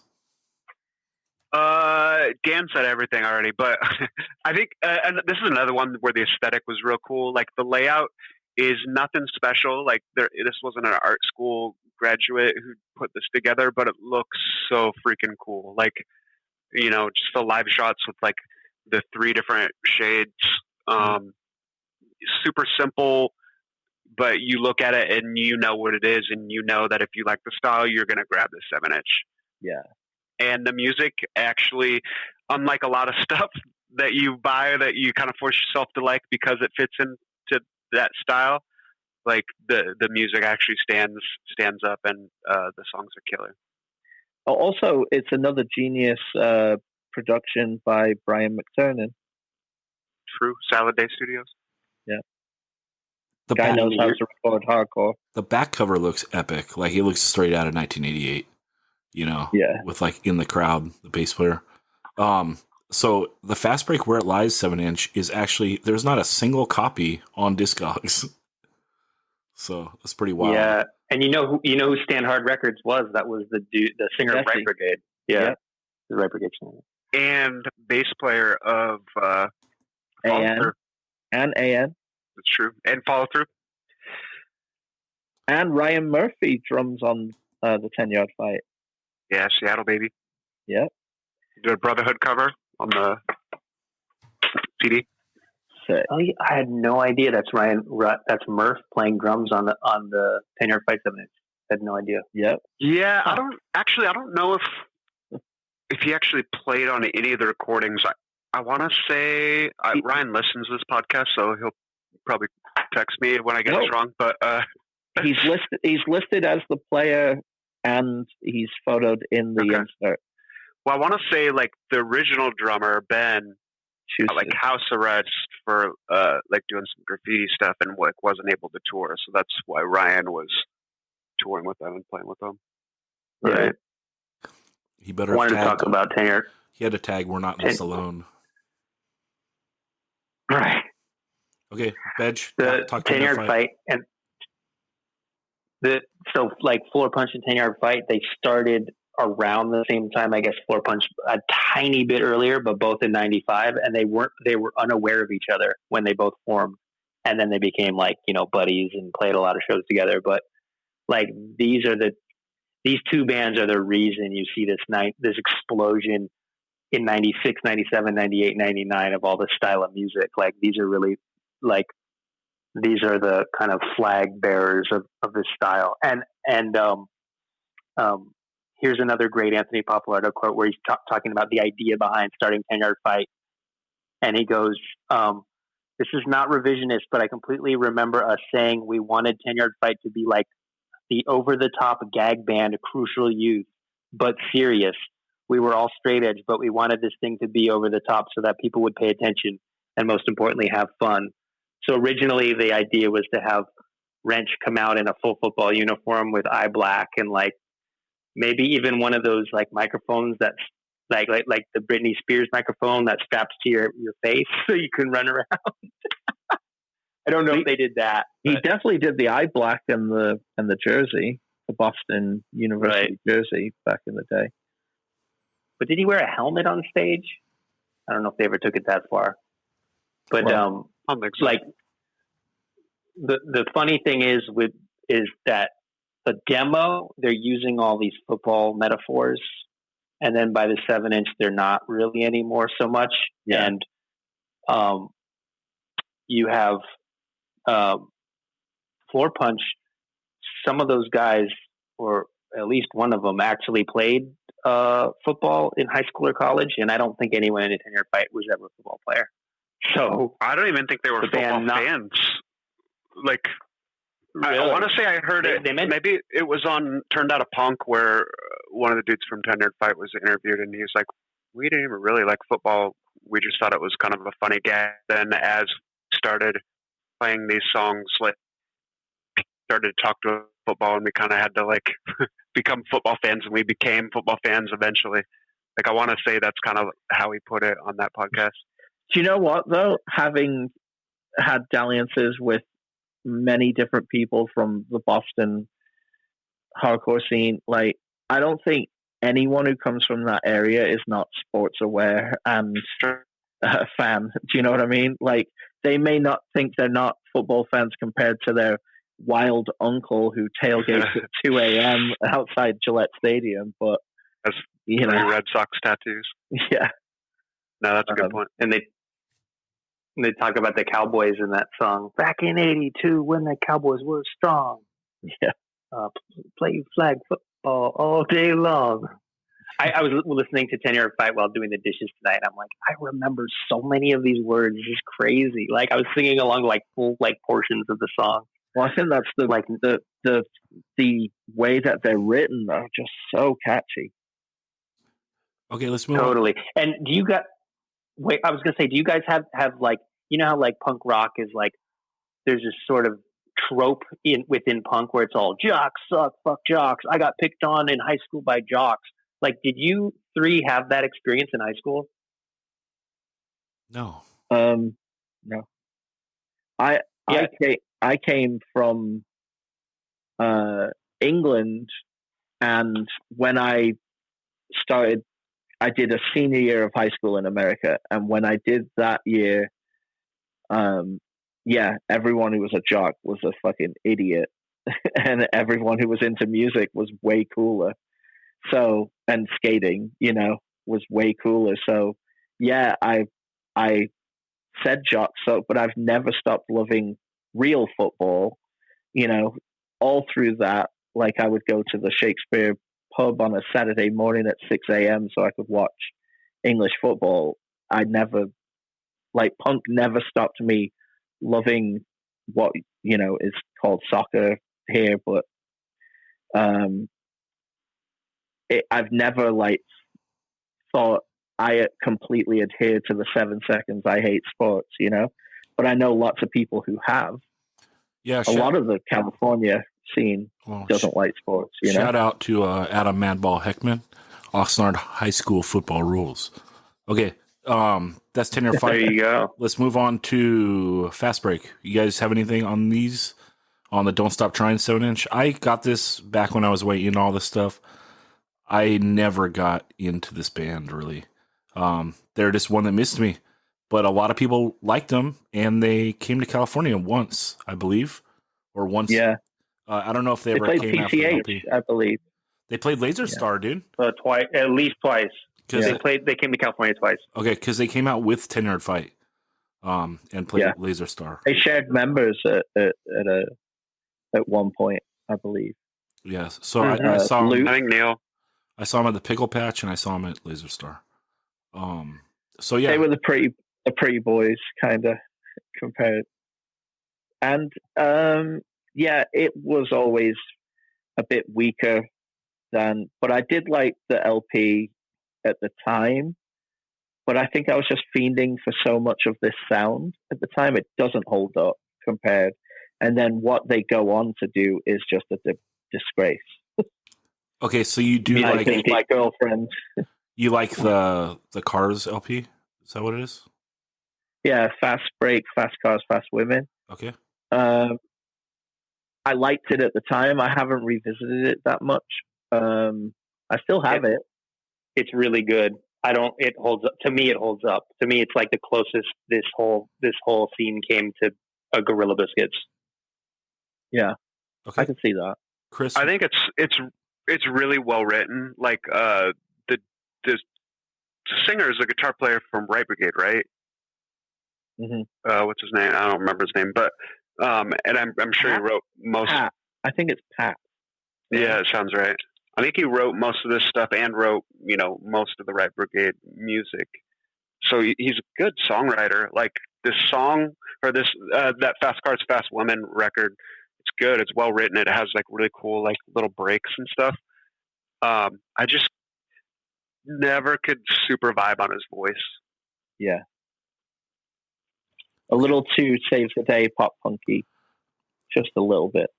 Yeah. Okay. Anything else on Fast Break? Okay, let's do Battery. Battery puts out the Until the End LP, Conversion Records, 1996. And this is, like Bedge was alluding to earlier, I believe, like, this is a batter that we know and love. This LP is fucking awesome. Chris, let's go to you on this. Yeah, this was my favorite record for probably 3 years strong. Like, from when it came out to at least 99, I want to say it's my favorite record. They were my favorite band. The earlier stuff was cool, but what really stood out to me with this band is similar to Against All Hope, is that the lyrics were really really mature. And I mean, there are definitely like those songs about hardcore, but he wasn't afraid to, he hit that hardcore stuff that we all love, but he wasn't afraid to kind of go outside of the box and hit other topics. And I think that's a big part of what made them stand out. I think another thing that is like patentedly them is like those kind of mid-tempo, palm muted parts that I don't know. Like, I think his voice is just like dripping with so much passion that these like really kind of like these parts that would be boring if anyone else would sing over them, just really kind of stood out as passionate and intense because of the lyrics, I think. Yeah, like the Go Back to the Gym song against like Bullies and Jocks kind of thing is, it could be such a cheesy song by someone else, but by them it sounds really amazing. And they already did We're Gonna Fight on the previous LP, and then they do Young Till I Die on this one. And Sick. if you think many times that hardcore bands record hardcore covers, they're usually filler at best on a lot of LPs.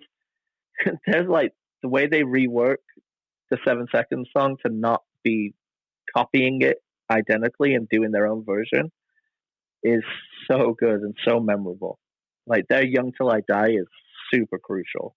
Yeah, they crushed it. Yeah, and like Chris was talking about, like the palm muting parts where his voice can carry it, like the "You would love to give us a bad name with it's like he does like the build up. There's so much range in his voice without hitting notes that it's really stand out for this style of music. And he can lean into some stuff too that, like, when I think about it lyrically, it's a little generic, but like it's so passionate, like the way that he's singing it, and it fits the part so good. Like that one song was like, say it, I can't find my place in this world. I believe, say it. Like those lyrics, they're nothing special, but it's like putting it into that part. It is a part where it needs to be completely stripped down because he's trying to get through a very simple message, like into your head, even saying like, say it, like he can pull off that stuff like no one else. Jack, I think it's interesting that you bring up how he varies his voice without like singing notes, because I think that's something that really stands out to me with this band, particularly this record, is like he varies his, like he doesn't go in the studio and do 10 all the way cranked up to 10 the whole time. It's not Played with Ridge where he's screaming his head off the entire time, which is still sick, but he varies his like the intensity so much throughout this record that it really kind of makes it interesting. And there's parts where it's those build up parts and that something's coming, and then he hits these certain syllables where like there's so much emotion just like dripping off of every syllable. I mean, I think I said this on a previous podcast when we were talking about Be Well, but like he'll hit a syllable like it's the most important syllable that he'll ever scream, and it's just so cool, like how I don't know, just how much character he can add by varying the intensity. Yeah, and I just listened to a couple interviews with him recently, and because he's doing that band Be Well right now, and so he's a lot of people are interviewing him, and he talks about like his childhood, and it just sounds awful. Like there was a point where his mother takes him to this like place where he thinks he's going to get tested so he could get put into an alternative school because he wasn't doing well in school, and it ends up being a mental hospital. And he turns around, and his mom is like she's gone. Like she basically tricks him into committing him into a mental hospital.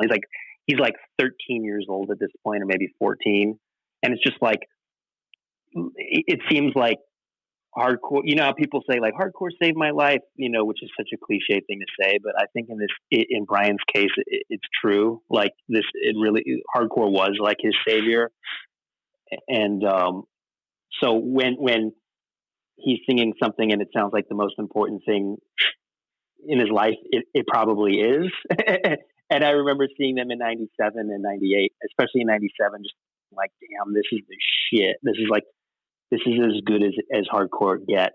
I don't think this record has held up the way I thought it would, like back in listening to it in the 90s, but Brian's the real deal. So, man, California was ready for that battery tour. Both of them. Is that the 10-yard fight battery? Yeah, and for the Rev tour. Yeah, and then the Rev one after that. Yeah, right. Yeah. I mean, just people were, I don't know, everyone knew every word, Yeah, plus them doing like Young Till I Die at Showcase, like good God. Yeah. Talk about one of those epic showcase moments. But what's the song where he goes, do you think I'm a piece of shit because I look a little funny and act a little different? You don't know me, what I believe. I'm so bad with song titles, but like there's a lot of good sing-alongs, or not even sing-alongs, but verses. Like that's a tough thing in hardcore too, is to write a memorable verse. Like Gorilla Biscuits is the best at it. Like you could sing every one of their verses, but then there's other bands where it's just like da da da da da da da da da. Okay, chorus. This is the part that I remember. Yeah, and the breakdown. Right. We were brothers, you and me, I'll loyal say- to the hardcore scene. Anyway, I thought the answer goes to true. Then something happened to you. You changed. You know what I mean? Chris, go ahead. I'm going to disagree with Ben on this record. Still stands the test of time for me. The tones, like the guitar tones, are weak in retrospect, and it doesn't sound as big as modern hardcore, obviously. But like the songs, I think are awesome. Thing that I don't like is that the reissue, the way they do this record, the next record, they do like every other song, and so it's really hard to listen to because it's just like. Yeah, it's abrasive. Like I wish they would have done them like back to back instead of every other song because it's just really abrasive. And like I feel like if they would have done them back to back, I would be perfectly content listening to until the end. And then when that's over, listening to I can't remember what the next one's called, but because it's back to back, I just end up skipping the second or the next record song. the next one is also. Not as strong of an LP, whatever it takes. Mm-hmm. It went too melodic, in my opinion. They went a little. Their formula was perfect on Until the End. Yeah, and that I don't like to say too many negative things on this pod, but that reissue is a fucking bummer. Like they should have just reissued the LP. Shit, like well, it's like. That's another contention record. Rev picked up Call On My Brothers, just put it out as Rev. Like, I don't know. Oh, really? Yeah. Or it came out on contention, right? And then it was on, then Rev did it? Conversion. My bad. Dennis Yeah, my bad. Yeah, Conversion. And then same thing. Battery's the same on Conversion. It's like, I wish Rev just like repressed it. Because Until the End right now is like, it's a pretty expensive record. I don't even have it. I have the Lost and Found version. Shout out Lost and Found. But yeah, I wish they would have just done it a proper release, or if you want to do a discography, do a discography. But that was a bummer. I would like to hope that it was like a band member's vision, and then I can kind of get behind it. But otherwise, bummer. And what about the intro on the Rebirth of Hardcore comp? I guess it was at the Whiskey, which I was at, where he goes, "This one goes out to all you macho pieces of shit out there. It's called Go Back to the Gym, you fucking asshole." Like, I love that. Like, great, like spoken intro. Yeah. The anti-mosh call. Okay. Ignite does Past Our Means 12-inch, 97A, their first 7-inch. Okay. Shout out Janosch. Yeah, so I pulled out, shout out Janosch. So I pulled the 97A, the Better Off Dead 7-inch. We kind of brushed on it. The important thing here is more so that Chris does Teamwork Records. And I guess, yeah, it's important for that. I love this 7-inch. Just real quick, like when it came out, I didn't really like it as much as any of the other stuff, but as I go back and listen to it, it's probably one of my more favorite of a lot of them. Just, it's so intense and raw and pissed off. Dig it. It's cool. I liked it a lot then. I can't lie. I also pulled out the Hands Tied 7-inch here. This is cool. This is Tim McMahon. Really good. Yeah. In retrospect. At the time, I thought it was okay. And it's the thing that I think has aged better than I liked it at the time. Well, it's probably aged better than Mouthpiece. Maybe. Oh, definitely. And it's more youth crew, as we're... Yeah. He does a good job with the dynamics and the vocals, like kind of how we were talking about the Battery doing so well with that. That's something that stands out on this finish. It's an intentional throwback. Like Mouthpiece was just playing hardcore, and by Hands Tied, it was all we're leaning hard into this '88 thing. Yeah, mm-hmm. and I think I want to say out of all these records we're talking about, I might have listened to this one the most.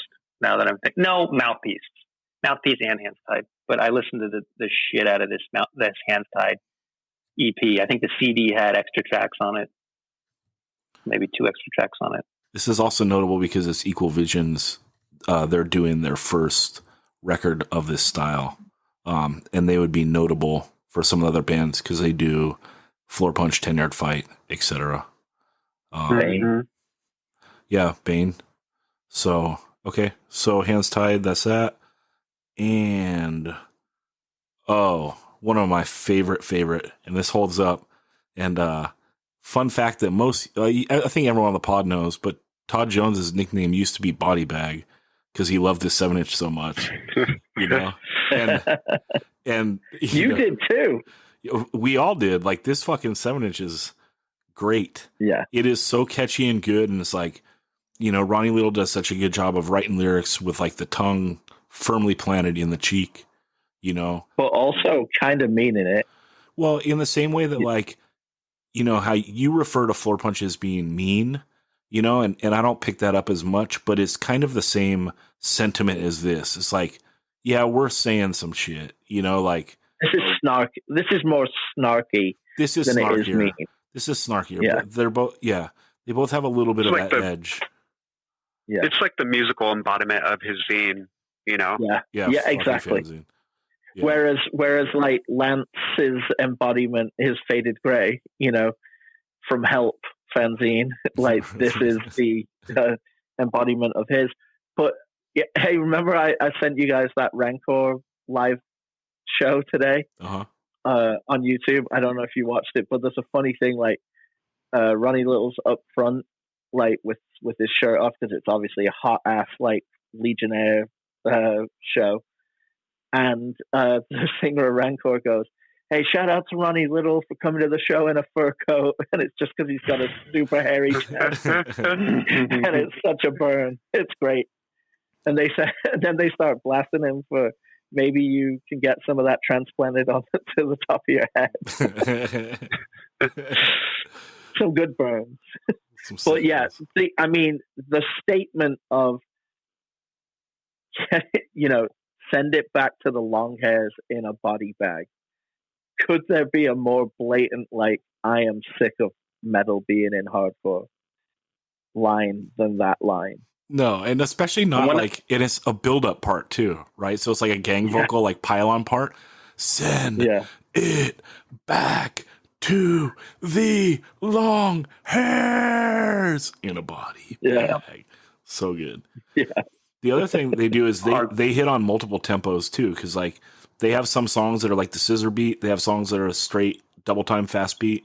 They got mid tempo. They got everything. Like this is kind of classic in the way of like real old school hardcore 7-inches, that there's so much material on here that it's like, well, this is kind of like a mini LP, like this whole 7-inch like takes you on a journey.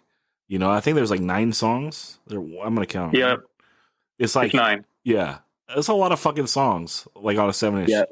This thing is awesome. Can't say Floor Punch 7-inch though, right? I don't like got like 7 or 8. Yeah, I mean, all of them have a fair amount, but like this is a lot. Yeah. This is a lot for not sounding like 97A, True. So, and this is rad. And then also shout out Fred Hammer. There's a repress on It's Alive that or they did like one on Contention, and then Fred did one too. Kind of cool. Then Matt Smith would go on to play in Shark Attack and Terror. That's right. So, I love the song 3 Chords. Because he goes, there's 4 chords. 3 chords. And there's 4 chords. Oh, is that right? Oh, it is? Okay, it's all one. Cool. I never. Da, da, da, da. 3 chords. 1, 2, 3, 4. 1, 2, 3, 4. 3 chords. That's all I need. 3. Wait, does he say 3 chords? No fucking leads. No fucking leads. On music. Yeah, like you know. Pay $30 to see a show. Tell you what, dude. I can't remember. The one thing I will go ahead. The one thing I will say, I was talking about earlier with my friend Jeff. We were talking about that I was going to be like talking this kind of style of music coming up, and Jeff was like, "Oh," because I brought up Rain on the Parade, and he goes, "Man, I thought that was the coolest thing when I saw them at the Youth of Today reunion in '99, thinking that he was clowning Ray Cappo right before Ray like before YOT played, but then when I realized he was actually being serious, I was bummed because he said that he was saying like hardcore needs a leader and Ray has come back and blah blah blah, and Jeff like initially took it like, oh man, he's like being tongue in cheek, like clowning the shit out of him, but he Might have been. He wasn't, or according to Jeff, he wasn't, and that just sounds cheesy. But I wasn't there, so I can't confirm that it was an exact thing. You know that it really did happen. But Jeff's not a liar. Another lyric I love on this 7-inch is, "It's on your mind. You won't say it. How fucking weak. It's on my mind. Fuck yeah, I'll say it." That's the difference between you and me. Yeah. Yep. Yeah, that's like some Love of the that best shit. lyrics. And then on the second verse, because I love lyricists when they just change up like a word. And that totally comes from like Loving Bad Religion. Like they just change like a tiny bit like on the second chorus, you know? And he goes and repeats the second verse. But I think that instead of like, that's fucking weak, he goes, you're fucking meek. And he says, your ire won't repress me. Your ire won't repress me. Yeah. Yeah, and that's actually that same like song was on the demo, but he changed the lyrics and it got way better. So it's like a great example of doing a demo and improving a song off the demo and making it better. So, yeah, that happens quite a bit. Yeah, it's just. I remember talking to Todd Jones. Yeah, I remember talking to Todd Jones maybe 10 years ago, and he's all, "Yo," he said something like at the time I was in Broken Needle, and he goes, "Yo, people, there was some like elitist secret message board that you needed to be invited to join that I wasn't on," and he goes, "Yo, people on that message board are comparing Broken Needle to Rain on the Parade." I'm all, "Fuck yeah," and he's all, "That's not a compliment. Rain on the Parade hasn't held up." It's like, that's your opinion, dude.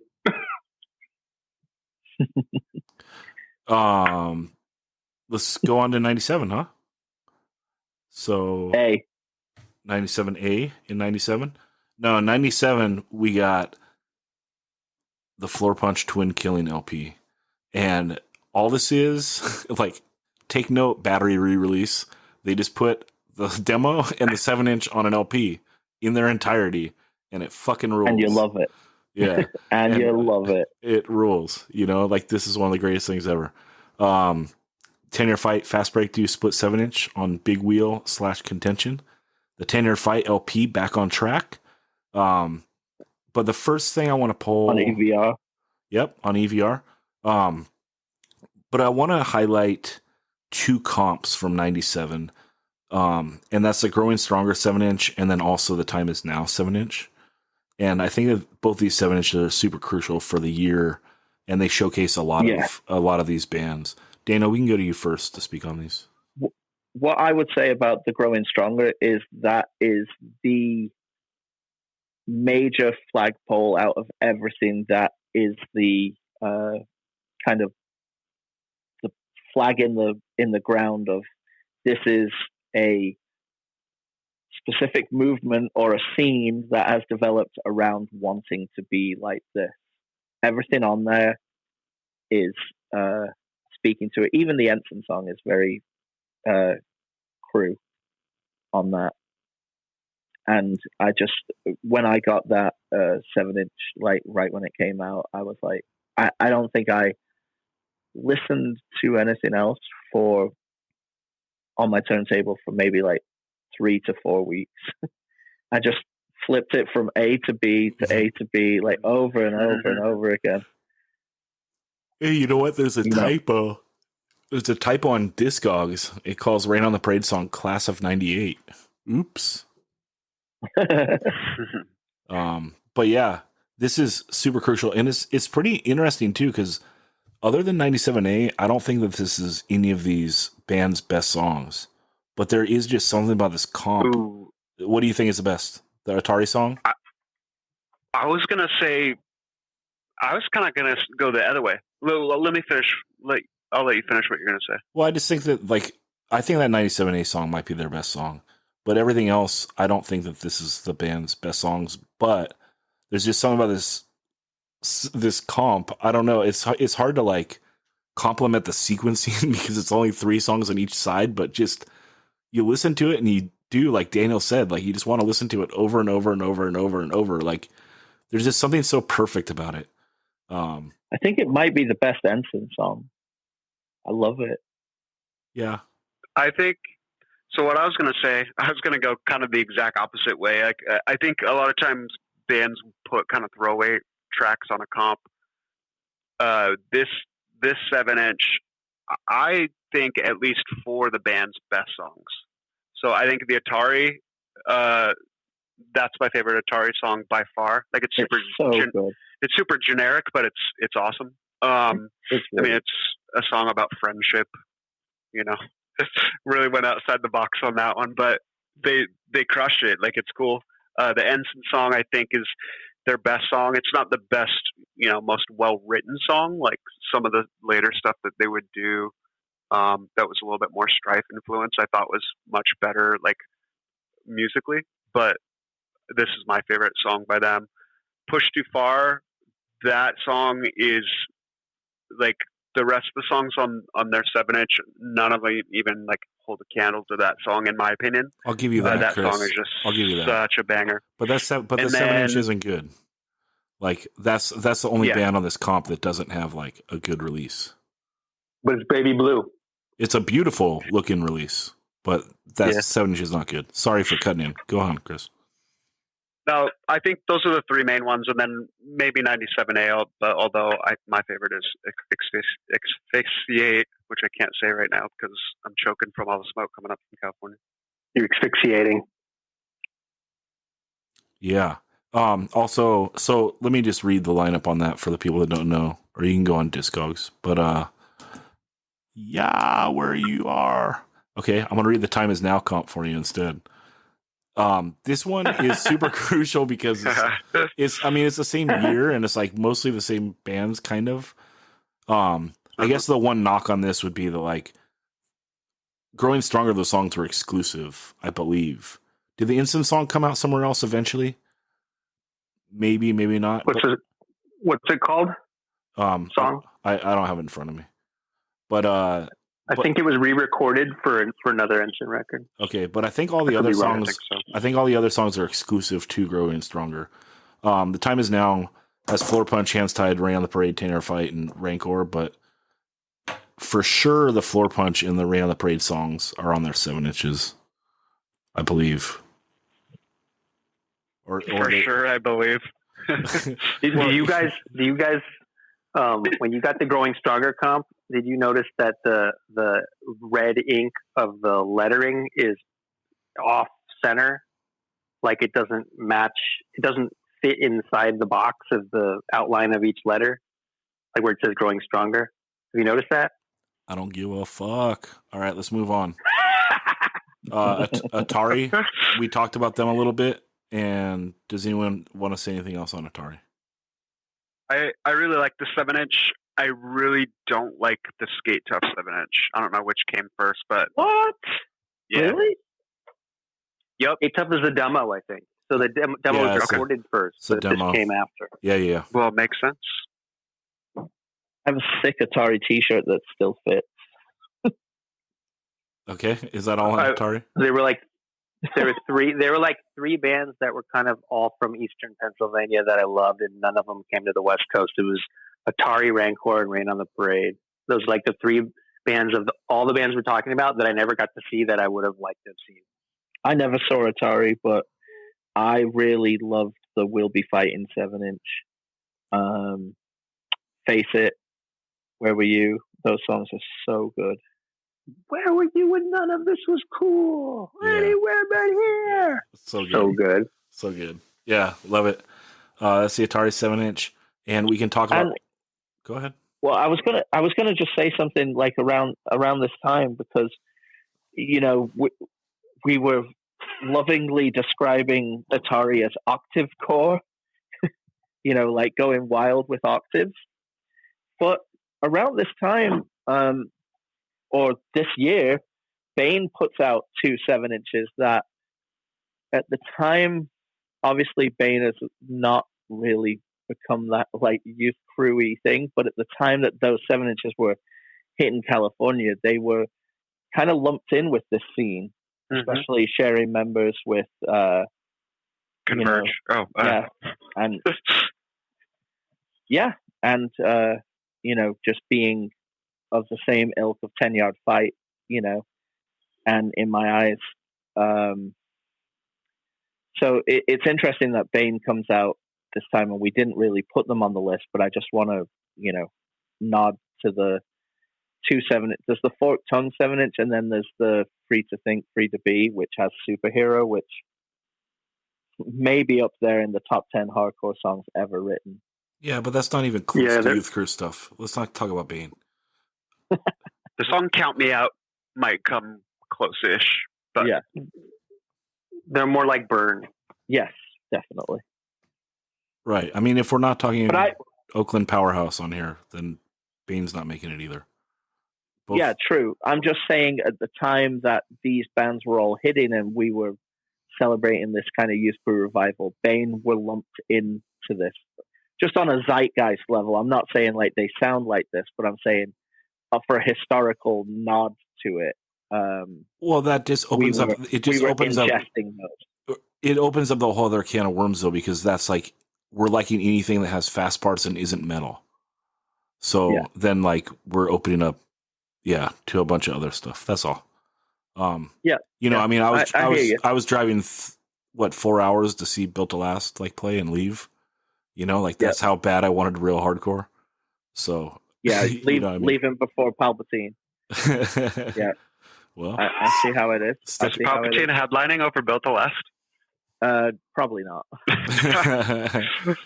We were just drinking in the parking lot during Palpatine. Yeah.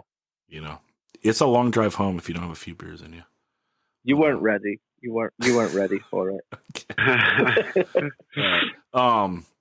Also in 97. Oh my God. We're in like the era where it's too much to rail off. So let's go on Rancor, the Flip the Switch 7-inch. It is, again, super catchy, especially tougher than a Tonka Truck. You can't run because you're out of luck. So good. It's like a great lyric. That's the first line I think of. Yeah, it's the best. And so many good lines. Yeah, so good. Second 7-inch might even be like more competently written and still like in this genre, but there's something just wild style about Flip the Switch. So what's the one that has hide behind your baggy pants while I assume my hardcore stance? So sick. All right. I'm one ahead, well, you're two behind. When you look in the mirror, what do you find? So good. Before I even heard this band, I knew I was going to love it because, like, a Star Wars reference and hardcore, like, I love Stormtrooper fanzine. I love Rancor. I love anything that, like... You're the band called Palpatine? Yeah. Anything like that, I was just, like, absolutely in love with. One other thing about Rancor, I think more than any of these other bands that we mentioned, they kind of embodied, like, the spirit of that era. Like, they're almost kind of like a caricature of, what you think about when you think about Youngblood Records and in that era. So I think that's even more than like their music, like just as an embodiment and band really kind of stood out to me as like almost a defining band of that era. Yeah, so good. The 7-inch. Now we alluded earlier about like Europe bringing it strong in the later 90s because they were still going in the early 90s, but they come with it here in the late 90s. I wanted to mention the compilation For the Sake of Dedication, and then also I want to talk about Eyeball Sportswear and Main Strike. Daniel, what do you want to say on these guys? One thing that the Crucial Response records, and they always had beautiful layouts, amazing pictures. The shows looked like they were so fucking rad. And they obviously unabashedly, unashamed love for what hardcore is. Like, it comes across hugely. And, the one thing Americans do that is pretty shameful, is they lump in everything as Euro. Do you know what I mean? They don't like say, oh, this Norwegian band is sick and this German band is awesome and this Dutch band rips. Like it's all that Euro shit. Like it's cool. Whereas we don't think, obviously these bands played each other's countries and stuff, much like American bands would play each other's states. But I just think of this like almost like Underground Railroad of awesome like love of core just from country to country and the scenes mingling and just seeing it in those photos looks amazing. I really respect the amount of heart that is on the sleeve with these records, and they rip. The Sportswear 7-inches are some of the best like straight ahead blazing youth crew hardcore you can get. Yeah, those recordings sonically are maybe my favorites. They sound like so beefy and gnarly, and everything about them is so fucking good. And the first Eyeball 7-inch is fucking awesome. So hard. Talking straight. Yeah. So good. It's a hard. I think what a lot of like American bands at that time missed that they captured well is like youth crew hardcore is not supposed to be like, like the stereotypical Posi-core kind of like safe music. It's supposed to be like hard, pissed off, aggressive hardcore. And Eyeball did it like Youth of Today did it, Yeah, like they channel Break Down the Walls more than they channel We're Not in This Alone, Like it's angry. And, but We're Not in This Alone is too. Never mind, I'll just shut up. I wanted to talk about Sportswear. I think when those two 7-inches came out, I was like, fuck yeah, this rules. And then when that LP came out on Super Soul, that Ray Cappo put it out, and they actually went to New York to record it with Dawn Fury. And to me, it sounds like Bold Worship, but like with a better recording. Like the Bold album isn't very well recorded, and it wasn't recorded at Dawn Fury. It should have been. And so it's like it hits that everything that I love about Bold, while being sonically superior.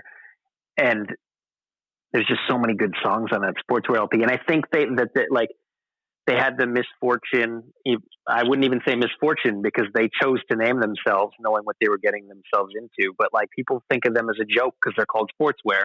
Like they don't take the band seriously.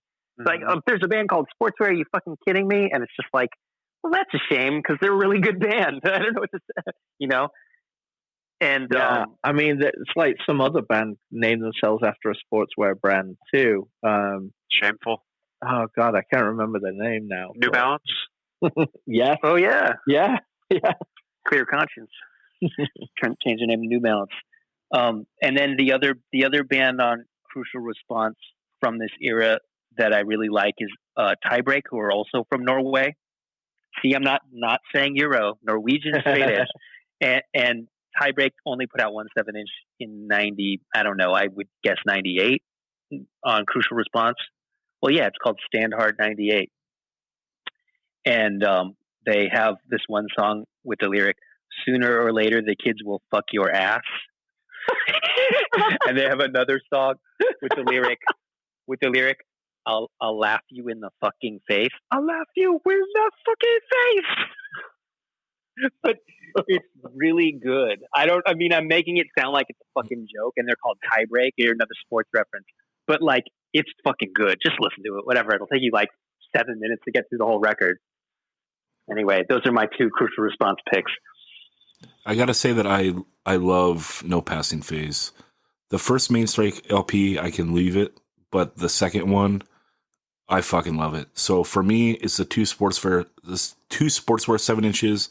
It's the Eyeball Talking Straight, and it's Main Strike, No Passing Phase, and the For the Sake of Dedication compilation. The For the Sake of Dedication comp is really great.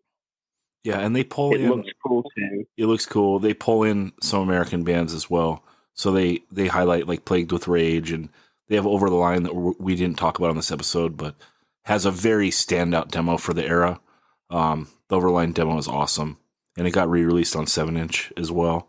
And Floor Punch, Half Mast, they're on here. But then you got Sportswear, Eyeball, Main Strike. It's a great comp. People should hunt down. I'm sure it's affordable on Discogs. Yeah. The thing I remember about this comp CD too was this is the first CD that I remember doing this, but it was a CD-ROM as well, which kids today probably don't even know what that is. But you put it in your computer and you get like a website type of an interactive thing, which was kind of cool for the time. Yeah, super cool. Yeah, the Sportswear CD was like that too, and they interviewed the members while they were in New York, and they were like, "What's your least favorite band?" And one of them was all, Yuta Today, they suck. And he's all laughing because it's Ray Kappa who's filming them.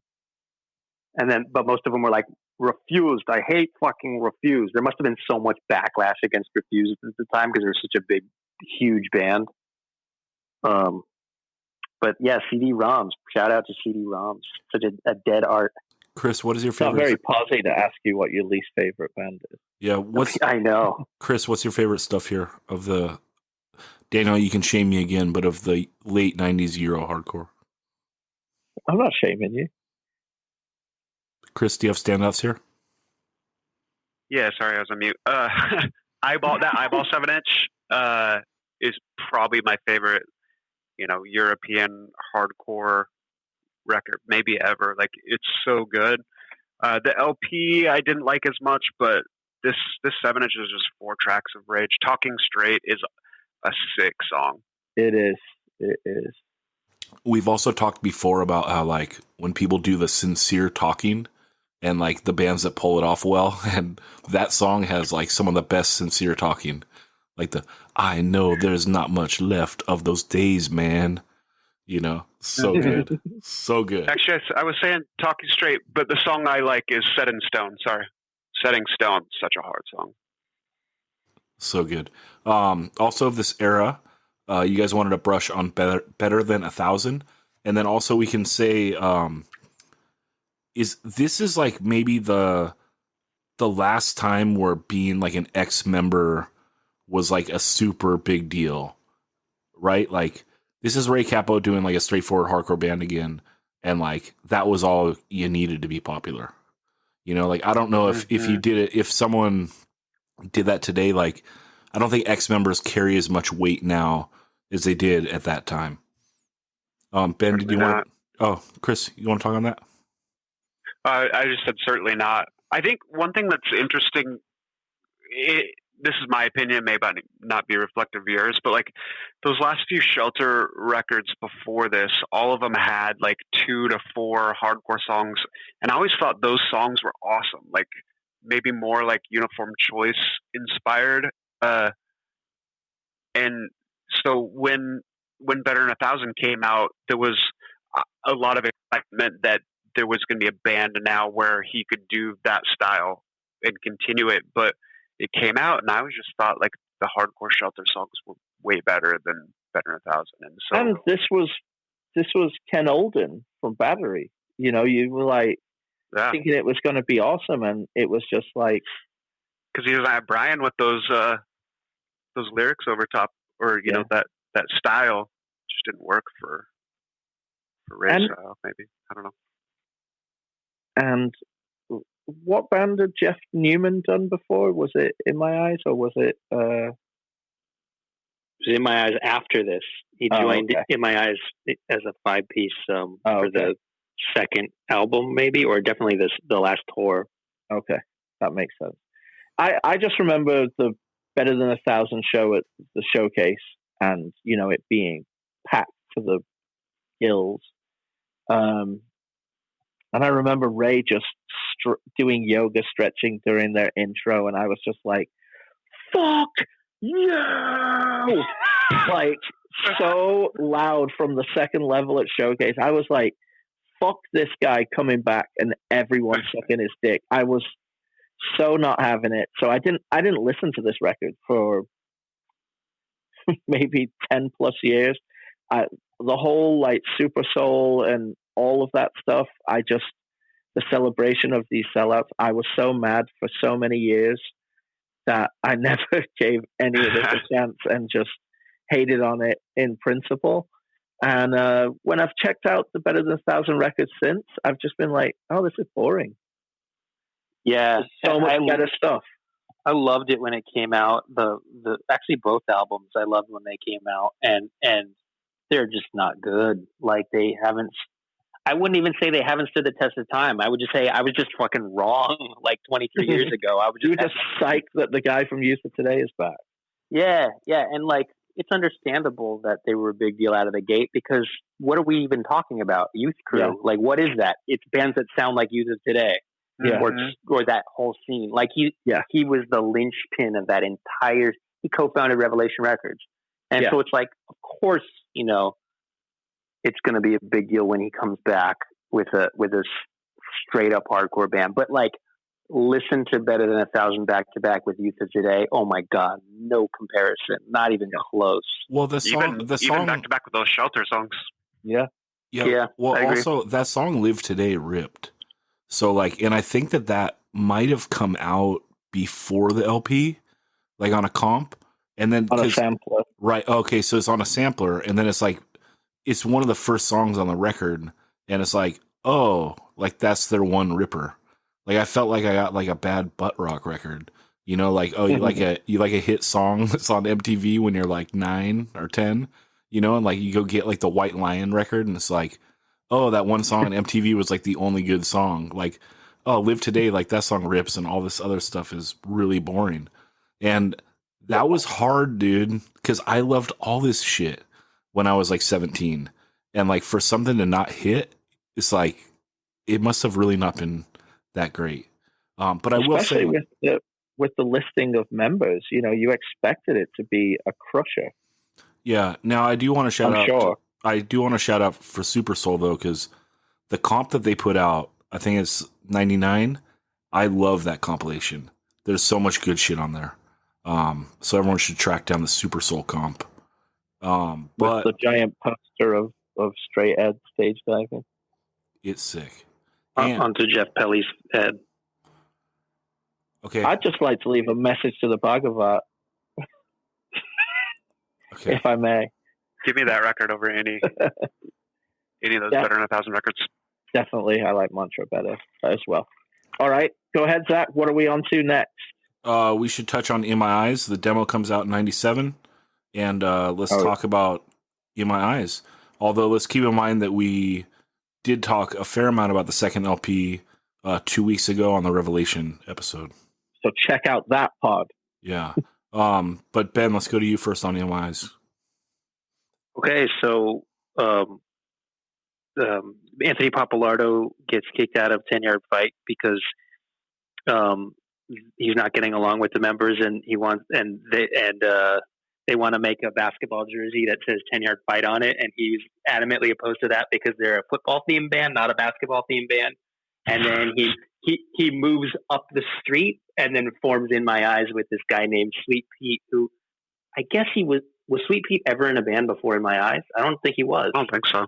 He's just this guy everyone knew, right? Mm-hmm. And so they start this band, and like literally the second they start, everyone knows who they are. Like they tore the U.S., or at least they tore out to the West Coast within 4 months of forming, and everyone has the demo out here. It's like everything happens so fast for them, and I mean, which is great because they're a really good band. Like, I just wish that would happen more often with really good bands. And then the demo's really good. Like I said on the previous pod, the best thing they ever did is the second album, Nothing to Hide. The first LP comes out in 98, and it has that puss head art on it, and it's decent. Got that shit on red vinyl, only 87 made. I just happened to show up at Rev the day that they got those records. They're like, yo, this just showed up. I'm like, okay, I'll buy one. So, like, I got some ultra rare record by virtue of just being at the right place at the right time.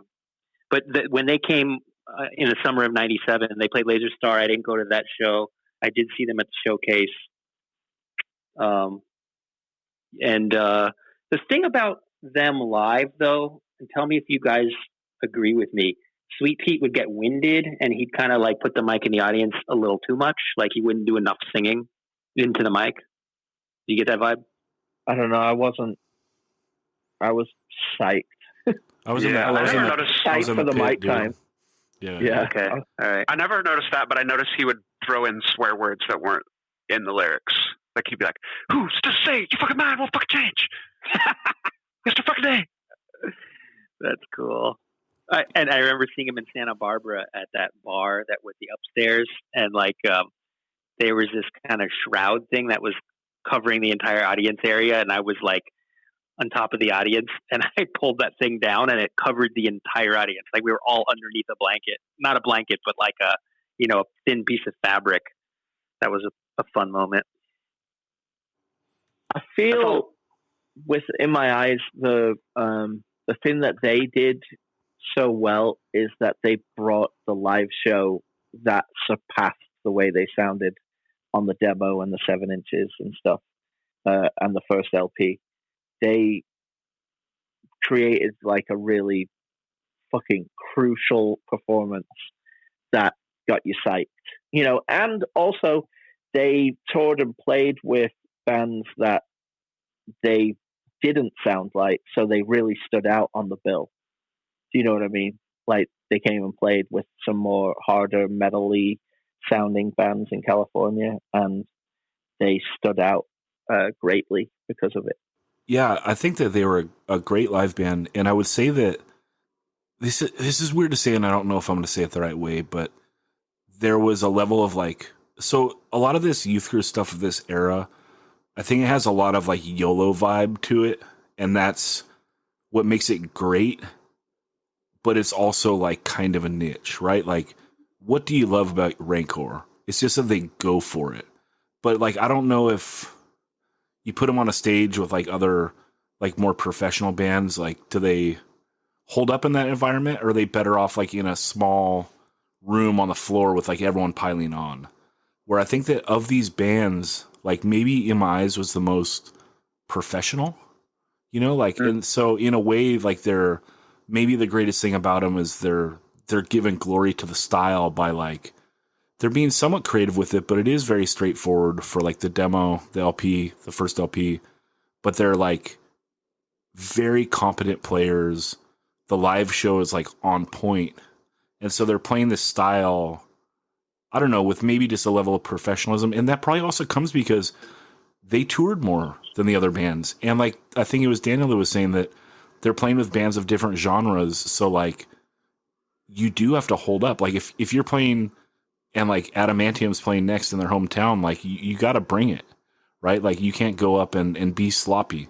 They weren't sloppy at all. And that might be the best thing about them. And then also like, it's so weird, but maybe that's like a little bit of a knock for like the LP eras. Maybe it is like, I don't know. Maybe it doesn't have like a lot of that YOLO vibe. And maybe I want a little bit more of that. But I would say that like, I don't know. They're just very professional and competent. And like you saw them, like they delivered the LPs, you listen to them, they deliver. Like it's just straightforward, good hardcore. Ben, what do you think? Yeah, that's well put. I was going to say I saw them at the showcase the last time they came out, and Throwdown played after them, and people left before Throwdown played. And that was the one time where I'm like, we won! But it's like, nah. It was just because Throwdown had played so much at the same venue so recently that and maybe there were a lot of like Youth Crew dudes who didn't care about Throwdown who showed up just to see, because it was billed as the last In My Eyes tour. They were already saying that they were breaking up. So that was because normally Throwdown at the showcase is like, you're not going to get a better response than that band at that venue. Right. Chris, do you have anything else on In My Eyes before we move on? Yeah, a couple things. I think first, I like how Ben touched on like how they exploded out of the gates. I remember like same thing for me. Like, the demo was omnipresent; it was everywhere, and there was a lot of hype. Like I remember reading in Ronnie Little's fanzine that like right out of the gates off that demo, like basically Rev and Victory were fighting over them basically. And Ronnie and his typical just hating Victory Records was just like hoping that that the Bulldog would lose. I think the other thing, just to touch on this, because I think you guys, like musically, aesthetically, like their live show, you know, the other thing that made them important for this era is like the people in this band, as well as like Floor Punch and Mouthpiece and some of the others, but they were definitely tastemakers. Like we can talk about these without talking about how the rev board was and the mullet board, and like I think a lot of people got a lot of influence about what they listened to and what they dress like, and you know, I remember threads about like what as cheesy as it is, and it's totally cheesy, like there were threads about like the most positive haircut styles you could have, you know. Like people talking about pause tops, and like it was, you know, probably what ultimately killed this genre in large part, but like definitely those dudes were like tastemakers. Yeah, that's a good point. Daniel, anything else in my eyes before we move on? Pause tops rule. All right, we do have to. I had one when I had hair. Okay, we do have to touch on Good Clean Fun because they were like a big deal Massive. At the time, which is so hard to like put your finger on now. But because like, I mean, I guess part of it would just be they toured, right? So like there was a lot of us out here on the West Coast that like loved all this East Coast hardcore, and there weren't many bands that made it out here, or they made it out once. You know, like Floor Punch came once, 10 Yard Fight came, I think, just once, right, Ben? I want to say I can't remember. I can't remember. Okay, but I just feel like, you know, and then we'd said like, you know, Rancor, Rain on the Parade, Atari, like these bands never make it out here. So I don't know. I guess Good Clean Fun was a little bit of taste. Plus, they like in our area, there was a little bit of a rub because Mike Fight like ran the Pickle Patch forever. So, you know, you want to support Mike Fight. And yeah, they do Who Shares Wins and Shopping for a Crew, 1998. These are pretty terrible 7-inches, but they were like really popular. Maybe they were so like inclusive and positive that, you know, people that thought some of this stuff was jockey, like they were into it, you know, and then just, I guess anyone that wanted to have a good time was kind of into it. Daniel, what do you think about this? Well, I feel obviously it hasn't aged very well, but what I will say about it at the time, it was a joke that was very funny at the time. The lyrics were quite well written. The songs were really catchy. Like it was a really good vibe at their shows initially, you know, the first 2 times they came around. And then the joke kind of wears off, and there's nothing worse than beating a drum. You know, if they'd gone away after maybe like 2 tours or something, instead of like, oh, we get to tour the whole world, you know, all the time and profit off of this, it wouldn't be looked back on with disdain. You know, like if those 2 7-inches had come out and that had been it, and they'd toured for maybe a year and a half, 2 years and gone away, I think they'd be revered alongside, you know, something that was quirky but really fun and cool. But god damn, they beat this dead horse into it being glue. You know, they ruined it. Issa ruined it by just doing it to excess. And apparently, I mean, allegedly ripped a lot of people off along the way and all kinds of stuff that make it even a bit more sinister. But when the first 2 7-inches came out, or the 7-inch and then the Shopping for a Crew Euro release, I thought they were pretty great, and I really enjoyed them at the time. But God, I couldn't force myself to go back now. Yeah, this There. is like one of my worst like record non-trades of all time. Like I had a promo of the Shopping for the Crew 7-inch, which at the time was like worth a shit ton of money. And it was like, man, I should have let go of that record then. I like waited. It's like, I'm also stuck with a bunch of DVDs in my attic. It's like, God damn it, I should have sold them 5 years like ago when I could have, But yeah, Chris, what do you have on Good Clean Fun? Yeah, first off, endless love the Mike fight. Love the dude. He put out the first Champion record, as well as Botch and some other records. Put out a Committed record, which we'll touch on super briefly a little bit later, but awesome record. Yeah, I echo what Daniel said about like the first 2 7-inches. They were clever and they were fun, but ultimately kind of jumped the shark soon after. I think another thing that really kind of led to their popularity is they, like we mentioned with the In My Eyes, would play with anyone.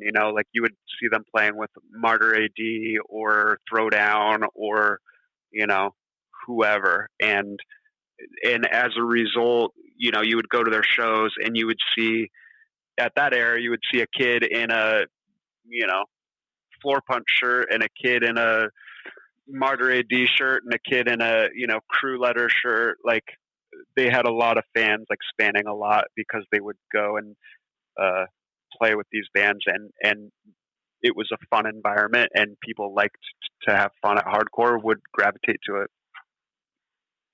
Ben, also, I don't know if you guys remember, but I filled in on guitar for one U.S. tour for them. I was trying to let you off the hook and not mention that. But do you have anything to say about that? Like I said, love Mike. Love the dude that played drums on that tour was awesome. Was it Andrew? No, it was Alex. Andrew was awesome too, but this dude Alex, he plays in American Nightmare actually now, and he's been in Eyeballed and a couple other bands. He's in Baby Goal, although he didn't get on the record. You dodged that bullet. Then the other guitar player in the band I hated and wanted to fight. Who, John? Who was that? Nah, he was just some weird dude from Rhode Island who like joined the tour like halfway through. Oh, okay. Never seen him again since. But you didn't like Issa by the end of it? I mean, No. He was, Let Posi-Chris be Posi-Chris, man. Let's not put him in a corner. Ben, what do you got on? Fight was my dude, though. There you go. One thing I will say about this, but they were very female forward in their approach on a couple of songs, like making that a point at a time where it really wasn't mentioned, except for in very, very political, in a very Riot Girl sense. They were doing it, speaking to people, like bringing back the kind of 7 seconds, not just boys fun vibes, which I do applaud. But there are plenty of stories of that it was just lip service, apparently. But as people who get records and listen to them, it is an important message, and I think that's awesome. But yeah, they suck. Okay. Jesus Christ. Ben, wrap up Good Clean Fun and let's move on. Okay, Good Clean Fun, Fight. Mike Fight. He put out the second Fields of Fire record. That's right. Keep It Alive. Keep It Alive CD that has K-Punks on it. So he's a good dude. And I remember when Mike was still living at the Pickle Patch, and he goes, "Dude, I'm learning how to play bass. I'm going to join Good Clean Fun." It's like, you don't even know how to play bass, and you're going to learn just to join this band. And he did it. He pulled it off. But I remember seeing them, and their shows were fun. And I remember Issa rubbed me the wrong way. I was in the van with them coming down back from Gilman, and he said, he was listening to I don't remember what it was, like Get Up Kids or something like that in the van, and it was like 4 straight hours of listening to like alternative rock music or whatever. And then I go, "Hey," so like out of the blue, I'm like, "Hey, so you guys like hardcore?" And everyone burst out laughing. And Issa goes, "You can fit every good hardcore song ever recorded onto 4 80-minute burn CDRs." He said that to me, and I thought, so you don't like hardcore?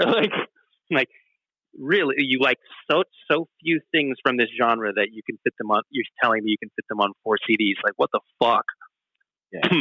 But the thing about I totally agree with Dan. It's like the thing about comedy, because that's what they were doing like humorous music, is that once you know the joke, you can't say the same joke again and get the same over and over again and get the same effect. So they like jokey bands burn bright and then they burn out fast. That's except for what's his name, Weird Al Yankovic. I don't know how Weird Al Yankovic manages to pull it off over and over again. Maybe it's because he, finds whatever the hit song is on the radio now and makes fun of that. So maybe because he rules. Yeah, he's great. But most jokey stuff doesn't stand the test of time. Okay. The one thing I will add on is Mike Fight put out an OMDB split with Timex as well.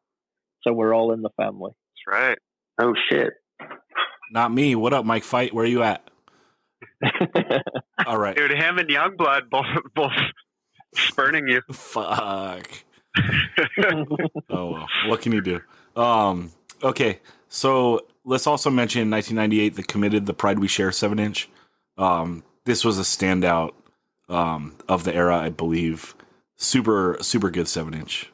How do you guys feel? Super straight edge, super youth of today sounding, super youth proof, super collegiate letters, everything about it. Yes. I love it.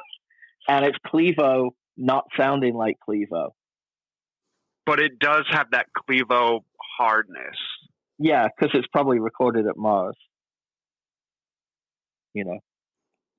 I went to some rocks in above Santa Barbara and with Committed after they played the Pickle Patch, and that dude John Millen jumped off a cliff into a small body of water that had to have been 100 feet high, and he was just so calm about it. He goes, "Oh, is this where I'm supposed to stand?" Okay, and he just jumps. I'm like, you have nerves of steel. It's incredible.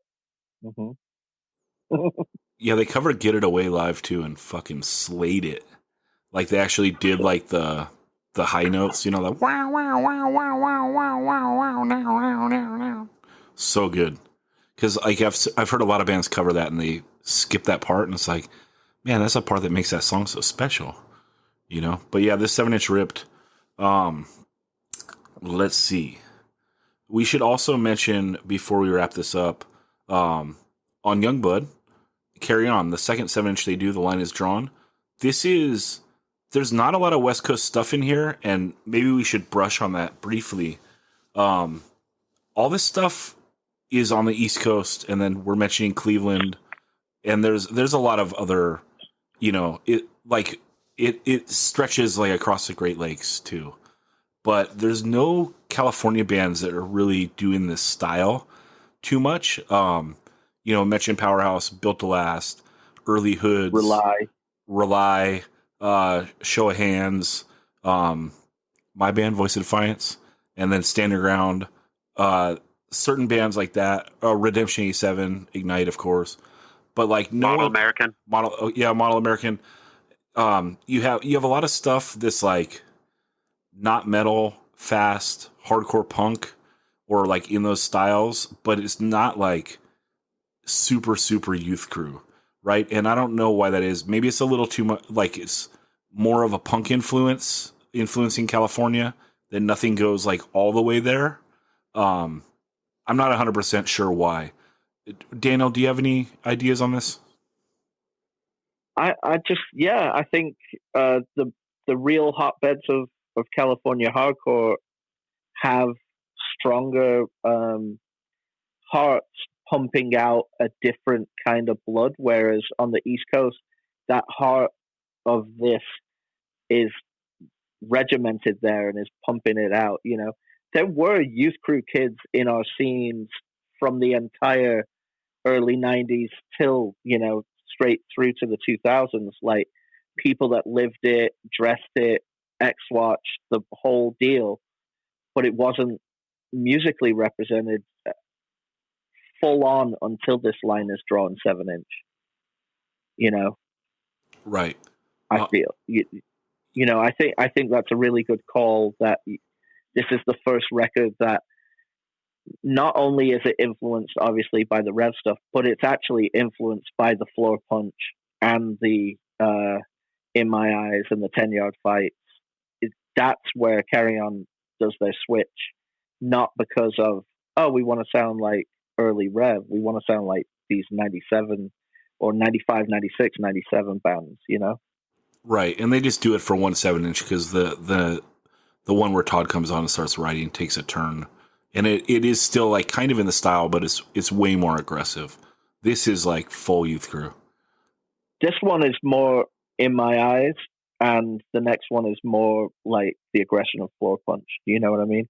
Well, the next one is Right Brigade. So, true. Chris, what do you want to say on this Carry On 7-inch? Cool 7-inch. I like the next one better, and but I think off the 7-inch, like What Once Was is the standout track for me. Like, such a catchy, making a comeback 10 years later. That song. Love it. What? And Ben, what do you want to say on this? It's a good record. I got it when it came out. I want to say Jordan Johnson wrote most of the music on it. Mm-hmm. And it's funny, Jordan and Corey were the two guitarists at the time, and like I remember Corey was like, I hate punk music and I hate Bold. I'm like, do we have anything in common? How are you even in a band I like? And Jordan Johnson was like the opposite. He was like, fuck yeah, I love Bold. I'm like, fuck yeah, dude. But Corey's a great guy, of course. It was just like, wow, we don't have much in common musically, even though you play music I like. But Line Is Drawn is good. I think Carry On peaks with the LP, which we're not talking about because that's not really as Youth Crewy and that's not the same decade. But I never even thought about that until today, that this is like the only like through and through like textbook example of like a Youth Crew record from California from the late 90s. Like, because Collision and Circle Storm and Lights Hall, like they're all doing things a little bit differently. Yeah, and what makes this literally fall into like this is the map of Youth Crew is that they go take an Edgeman like X'd up picture for the cover. The whole thing looks super crucial. Youngblood always makes their records look so good. And I love the way the backups are on this record. Like, actually, the backups on every Carry On LP are planned out, or Carry On release are planned out awesome. But the way that they really land on this to really enhance the Youth Crewism is awesome. I love the 7-inch. I still play it often. We should have that song "It's Over" on it. Mm-hmm. It's over. I turn my back, you hit the bong. I remember that lyric. It's funny, so yeah. We should say that Collision is pretty close, and they should probably get mentioned in here as well. At least the first 7-inch. And Ambassador Records doing a lot for straight ahead hardcore, touching on Youth Crew stuff at the time as well, which Steve from Ambassador was in Collision. And Collision were, them and Built to Last. They just probably like sick of it all a little too much to be Youth Crew, but they were both mega important bands around this time for straight ahead hardcore in SoCal. Okay, the last thing that I want to brush on here for the 90s is Time Flies and Count Me Out, because I think that they're bridge bands to bridge out of the 90s, and also we can include In My Eyes because the second LP is when, Ben? 2009. Oh, 2000. Okay, Feb 2000, I think. Okay, so like they bridge into that. Count Me Out, Time Flies, Carry On. They all bridge into the early 2000s. And so, yeah, let's talk Time Flies and Count Me Out a little bit here. Daniel, let's go to you. Well, I mean, if we're going to talk Count Me Out, we're talking one of my, top 10 hardcore bands of that. Well, top 20 hardcore bands of all time for me, if not top 10. I absolutely love them. Mazzola's voice is so awesome because it is a really aggressive sound without an aggressive attack. Do you know what I mean? It's like a very strong, hard sound, but he's not screaming past he's not blowing out his voice like with aggression. It's very controlled, and it sounds amazing. And I think both these bands are from Richmond, and both share a couple. Well, they share a couple members, but they're both brilliant bands that really know how to apply just the right amount of melody while still having fast, strong hardcore songs. Chris, let's go to you on these bands. Love all these bands. Count Me Out. Daniel encapsulated everything perfectly, but just the style of kind of taking that chain of strength tempo and putting not more intense vocals, because the chain vocals are pretty intense, but he puts more throat into it. It's more of a scream than the chain style, and it just makes it maybe a little bit more modern, along with the recording and just how beefy some of the stuff sounds. They also do. They and In My Eyes both are bands, and Time Flies to an extent too. They're both bands that do the octave thing tastefully. They don't take the Atari approach where they take it and run it into the ground, but they do it to create memorable moments within the song that gets stuck in your head. And some of these Count Me Out songs, even off this what's this record called? Few and Far Between. No, the 7-inch. I thought it was called Few and Far Between. No, I don't know. Anyways, What We Built Through Time, that song. I used to play that lead all the time, in sound check, and I still do. When Change is setting up, I'll play it. It's so catchy, and I love it. Yeah, Killer 7-inch on the worst record label name, Crap Chord. From Europe. Crap Chord. Okay. mm-hmm. But the other one's on Malfunction. Hell yeah. Ben, what do you have on these bands? Count Me Out. The CD version of the EP was on Ambassador, and that's what when I first heard them was from that thing. And to this day, I think that's the best stuff. I think because 110 is really well recorded, but he's pushing his voice to the point where it's starting to sound monotone, take that back. Well, do you know what I mean? That he's pushing his voice harder on the first LP than on the EP. You can hear that though, right?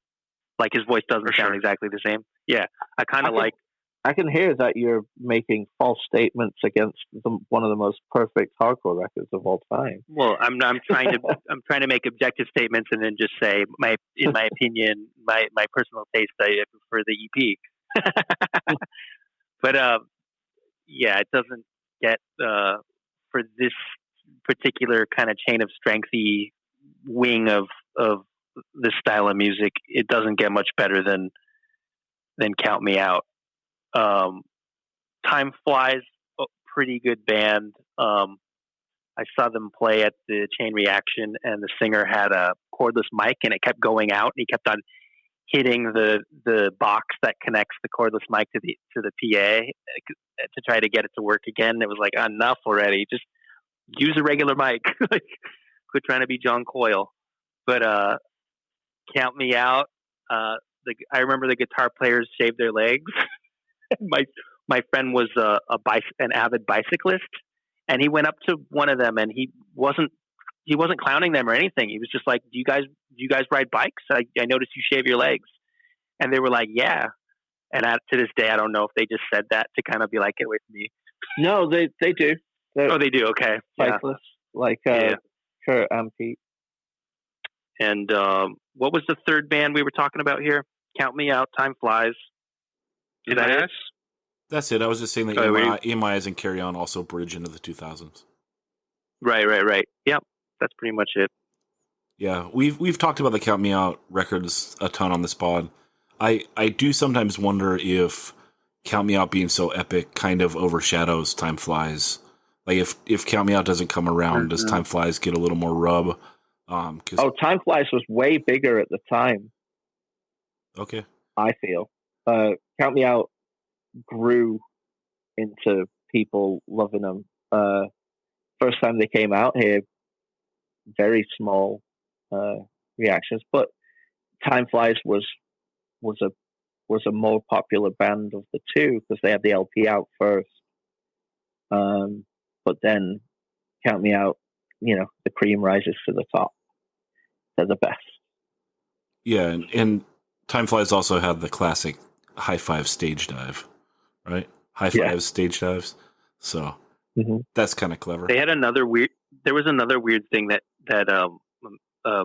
Time Flies did. They had a tour poster that was two of the members of the band. They have their penises in the shape of an X, like they're Xing. Like, you remember that? Like they're holding their own dicks to make it look like an X. And I thought it was kind of like locker room antics style. But I was trying to explain that to someone the other day on the internet, and I looked for the image. Of course, I couldn't find the image online. But I was like, "You got to believe me. This really existed." Well, let's go through the terms that you entered into Google. What was your? How were you searching for this? Time Flies tour poster penis. I don't know what I did. Penis. What I wrote. Penis lemonparty.org. All right. X Lemon Party X. All right. Let's wrap this up. Daniel, anything else to say about Youth Crew in the 90s? It was a really cool time to be going to shows. A lot of energy, a lot of excitement, and a lot of people actively trying to be positive and look on the bright side of life and look on the what can I do to participate in the scene and things like that, where I think it's had a really good residual effect with a lot of people. Made them love hardcore again. Some people may have been waning, and it re-energized them and made them love hardcore again. Chris, anything else you want to say on this? I mean, this era is hugely influential to me, and the style of music that I, still play to this day. In retrospect, I wish that there was more of an effort across the board to be a little bit more inclusive, particularly to women. Like, we named a bunch of bands, and I don't know, maybe you count them on one hand how many had women or girls in the band. So maybe it was a little bit bro-y. Yeah, I don't think any that we've mentioned. Yeah, I can't think of one. But as far as musical style and just kind of bringing back the energy, I mentioned this a little bit earlier. Like, not all these bands were good or great, but like there was the energy that made it hardcore, and that's what I loved about it. All right, Ben. When I was 13, I bought Break Down the Walls on cassette, and that was 1991. And I just wanted to see a band like that and participate in something like that. And I waited probably longer than anyone else because I completely missed that era by months. I waited longer than anyone else for this shit to come back. And when it came back, when it really didn't hit the West Coast until 97-ish, like when you could really see like 10 Yard Fight and Battery coming out here and doing those shows. And I just remember that the first note of 10 Yard Fight playing at the Showcase Theater in 97 and how it just was like an explosion. And it was like, finally, like we've arrived. Like, this is what I've been waiting for since I got that Youth of Today cassette in 91 over at Shattered Music on La Brea and 6th Street. And like, I think a lot about like, was there a Civil War reenactment component to this? Were we trying too hard to live in the past and try to kind of like crystallize 1988? And a lot of us weren't even around in the scene and back then. Like I was 10 in 1988. I wasn't going to shows. Like, or was it all for naught? Was it kind of a waste of time for us to like focus so hard on like one little, micro genre? And ultimately I think, no, it wasn't a waste of time because we were playing the music we loved. And all these bands we just named, like, they are now a part of that history that the 80s bands are a part of. Like, if you're an 18-year-old kid now, you were born in 2002, you weren't even alive in the 80s or the 90s. What goddamn difference does it make if you were a first generation or a second generation youth crew band? Like, these bands had their moment and they made their impact, just like the bands that they were trying to emulate. So I don't think it was kind of a waste of time after all. I don't think I think there might be too much of a pressure for people to kind of feel like they need to be modern and do what's cool now and what's happening now and kind of be progressive. And I don't mean progressive like politically, I mean like musically progressive. And I don't adhere to that. It's like, just do what you want. If you want to play youth crew, fucking do it. Just do it well. That's all. Yeah. I would say that like none of our bands, the four of us, none of us cloned this stuff though. And that's kind of why we can't think of examples of like West Coast, like clone youth crew. Like there's no like third rate stuff out here, right? Because it's just, we got to put our own twist on it. Like Ben Fields of Fire might have had its toes in that stuff, but it was different, right? And my bands have never been clones of this stuff. And Chris with Champion, like it's more than that as well. And Over My Dead Body is more than that, right? So like, I think that we were all able to like pull the best out of this out, like, and we love it, like it is so important. And, I talked on it earlier in the pod that this stuff brought like fast back into like the straightforward, like hardcoreness, and it never went away again. And so like, is that the winning legacy? Maybe, that like, it never, like the zeitgeist never went back straight to like the slow trotting bad metal, but I don't know. Right. I don't know. The thing that you just touched on that's interesting is like, we weren't acolytes of one style only, where some of these bands that they set out to do this, that's what hardcore is for them. It only is this style. Do you know what I mean? So it was important to do that. And also, yeah, it was a trend. After a few of the good bands did it, it fully became like a trend, just like AN-core became a trend for 3 or 4 years after American Nightmare came out, The one thing that it does have as a legacy is it it's referred to as an era in hardcore. Like, it is an important signpost on the, genealogy of hardcore punk in America. It is a definite big point of time that cannot be ignored. And not just in America, like obviously in Europe, but I think that's an important thing, that it made an impact across the country and across the world. But in what European countries specifically, Daniel? Because I think it's fucked to like paint with a broad brush. All right. I also wanted to say 1999, that grudge match 7-inch fucking rules. So look for that, guys. And hope you enjoyed the episode. What? 1999 In Control demo comes out. Oh. But that's for another pod. That is for no more pods. Thanks for listening, everyone.